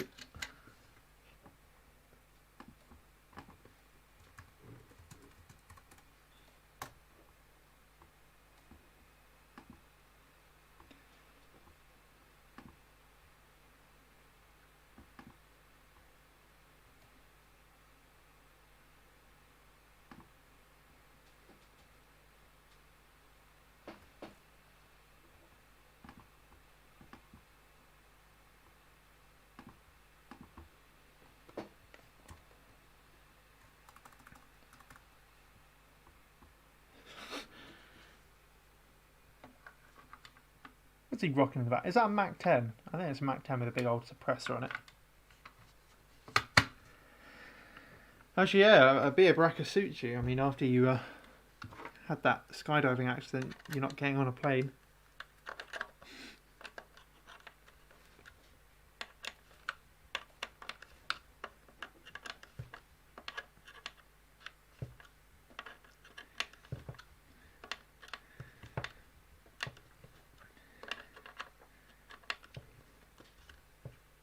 Best not be eating printer filament, cat. You best not be eating printer filament. Hang on.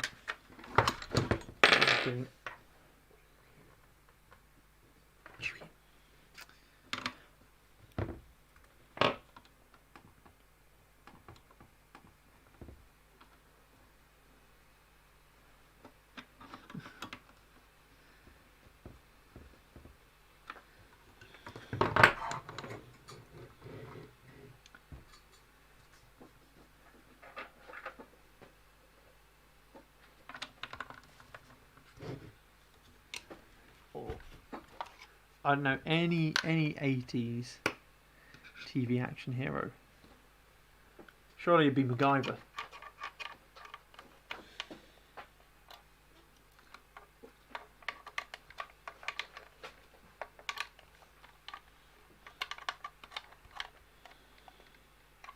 There we go, one reassembled G&G LE4A2. Well, I think I'm about done for tonight.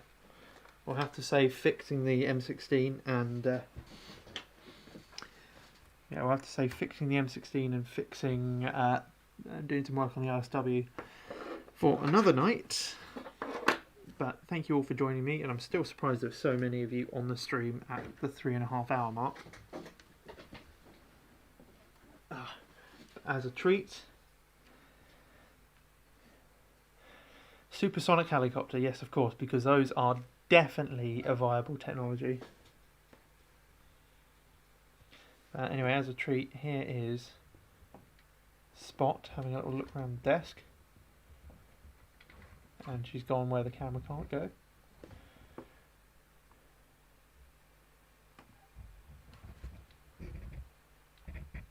Hello, kitty cat.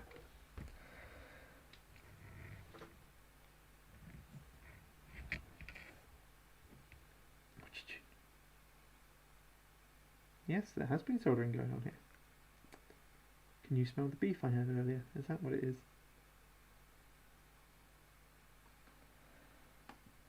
Yes.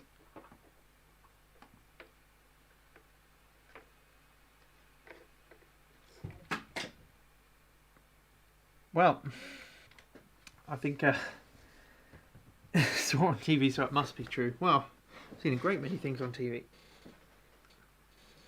Here's the other one. They are both sniffing around, saying, "Why aren't you in bed yet?" Oh, oh dear. Oh dear, oh dear. Right, well. Whatever you do, guys, don't go watch Fox News.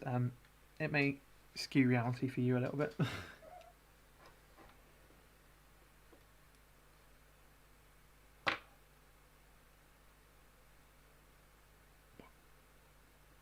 Well, anyway, I think I'm probably going to close up the stream there. Any last minute comments, questions, requests that you guys have?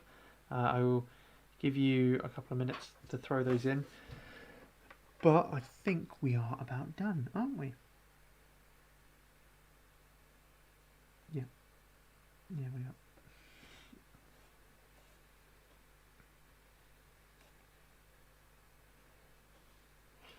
Alright then, well, you guys seem to have stopped commenting. I don't know if that's because you're transfixed on the kitty cat or not. We the people approve of the cats. Excellent. Data says hello. And he says, how do I get down?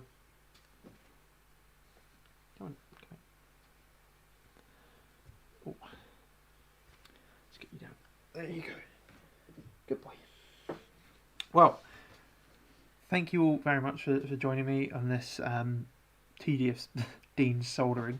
I apologise that it wasn't more exciting. I mean, the highlight was definitely when the scar didn't work. Well, I'm assuming you all already follow my social media pages. If you don't, please do head on over, because there are some behind the scenes stuff on there and ask questions and all that stuff. But anyway, thank you all for joining me, and until next time, stay safe, and I'll see you all soon.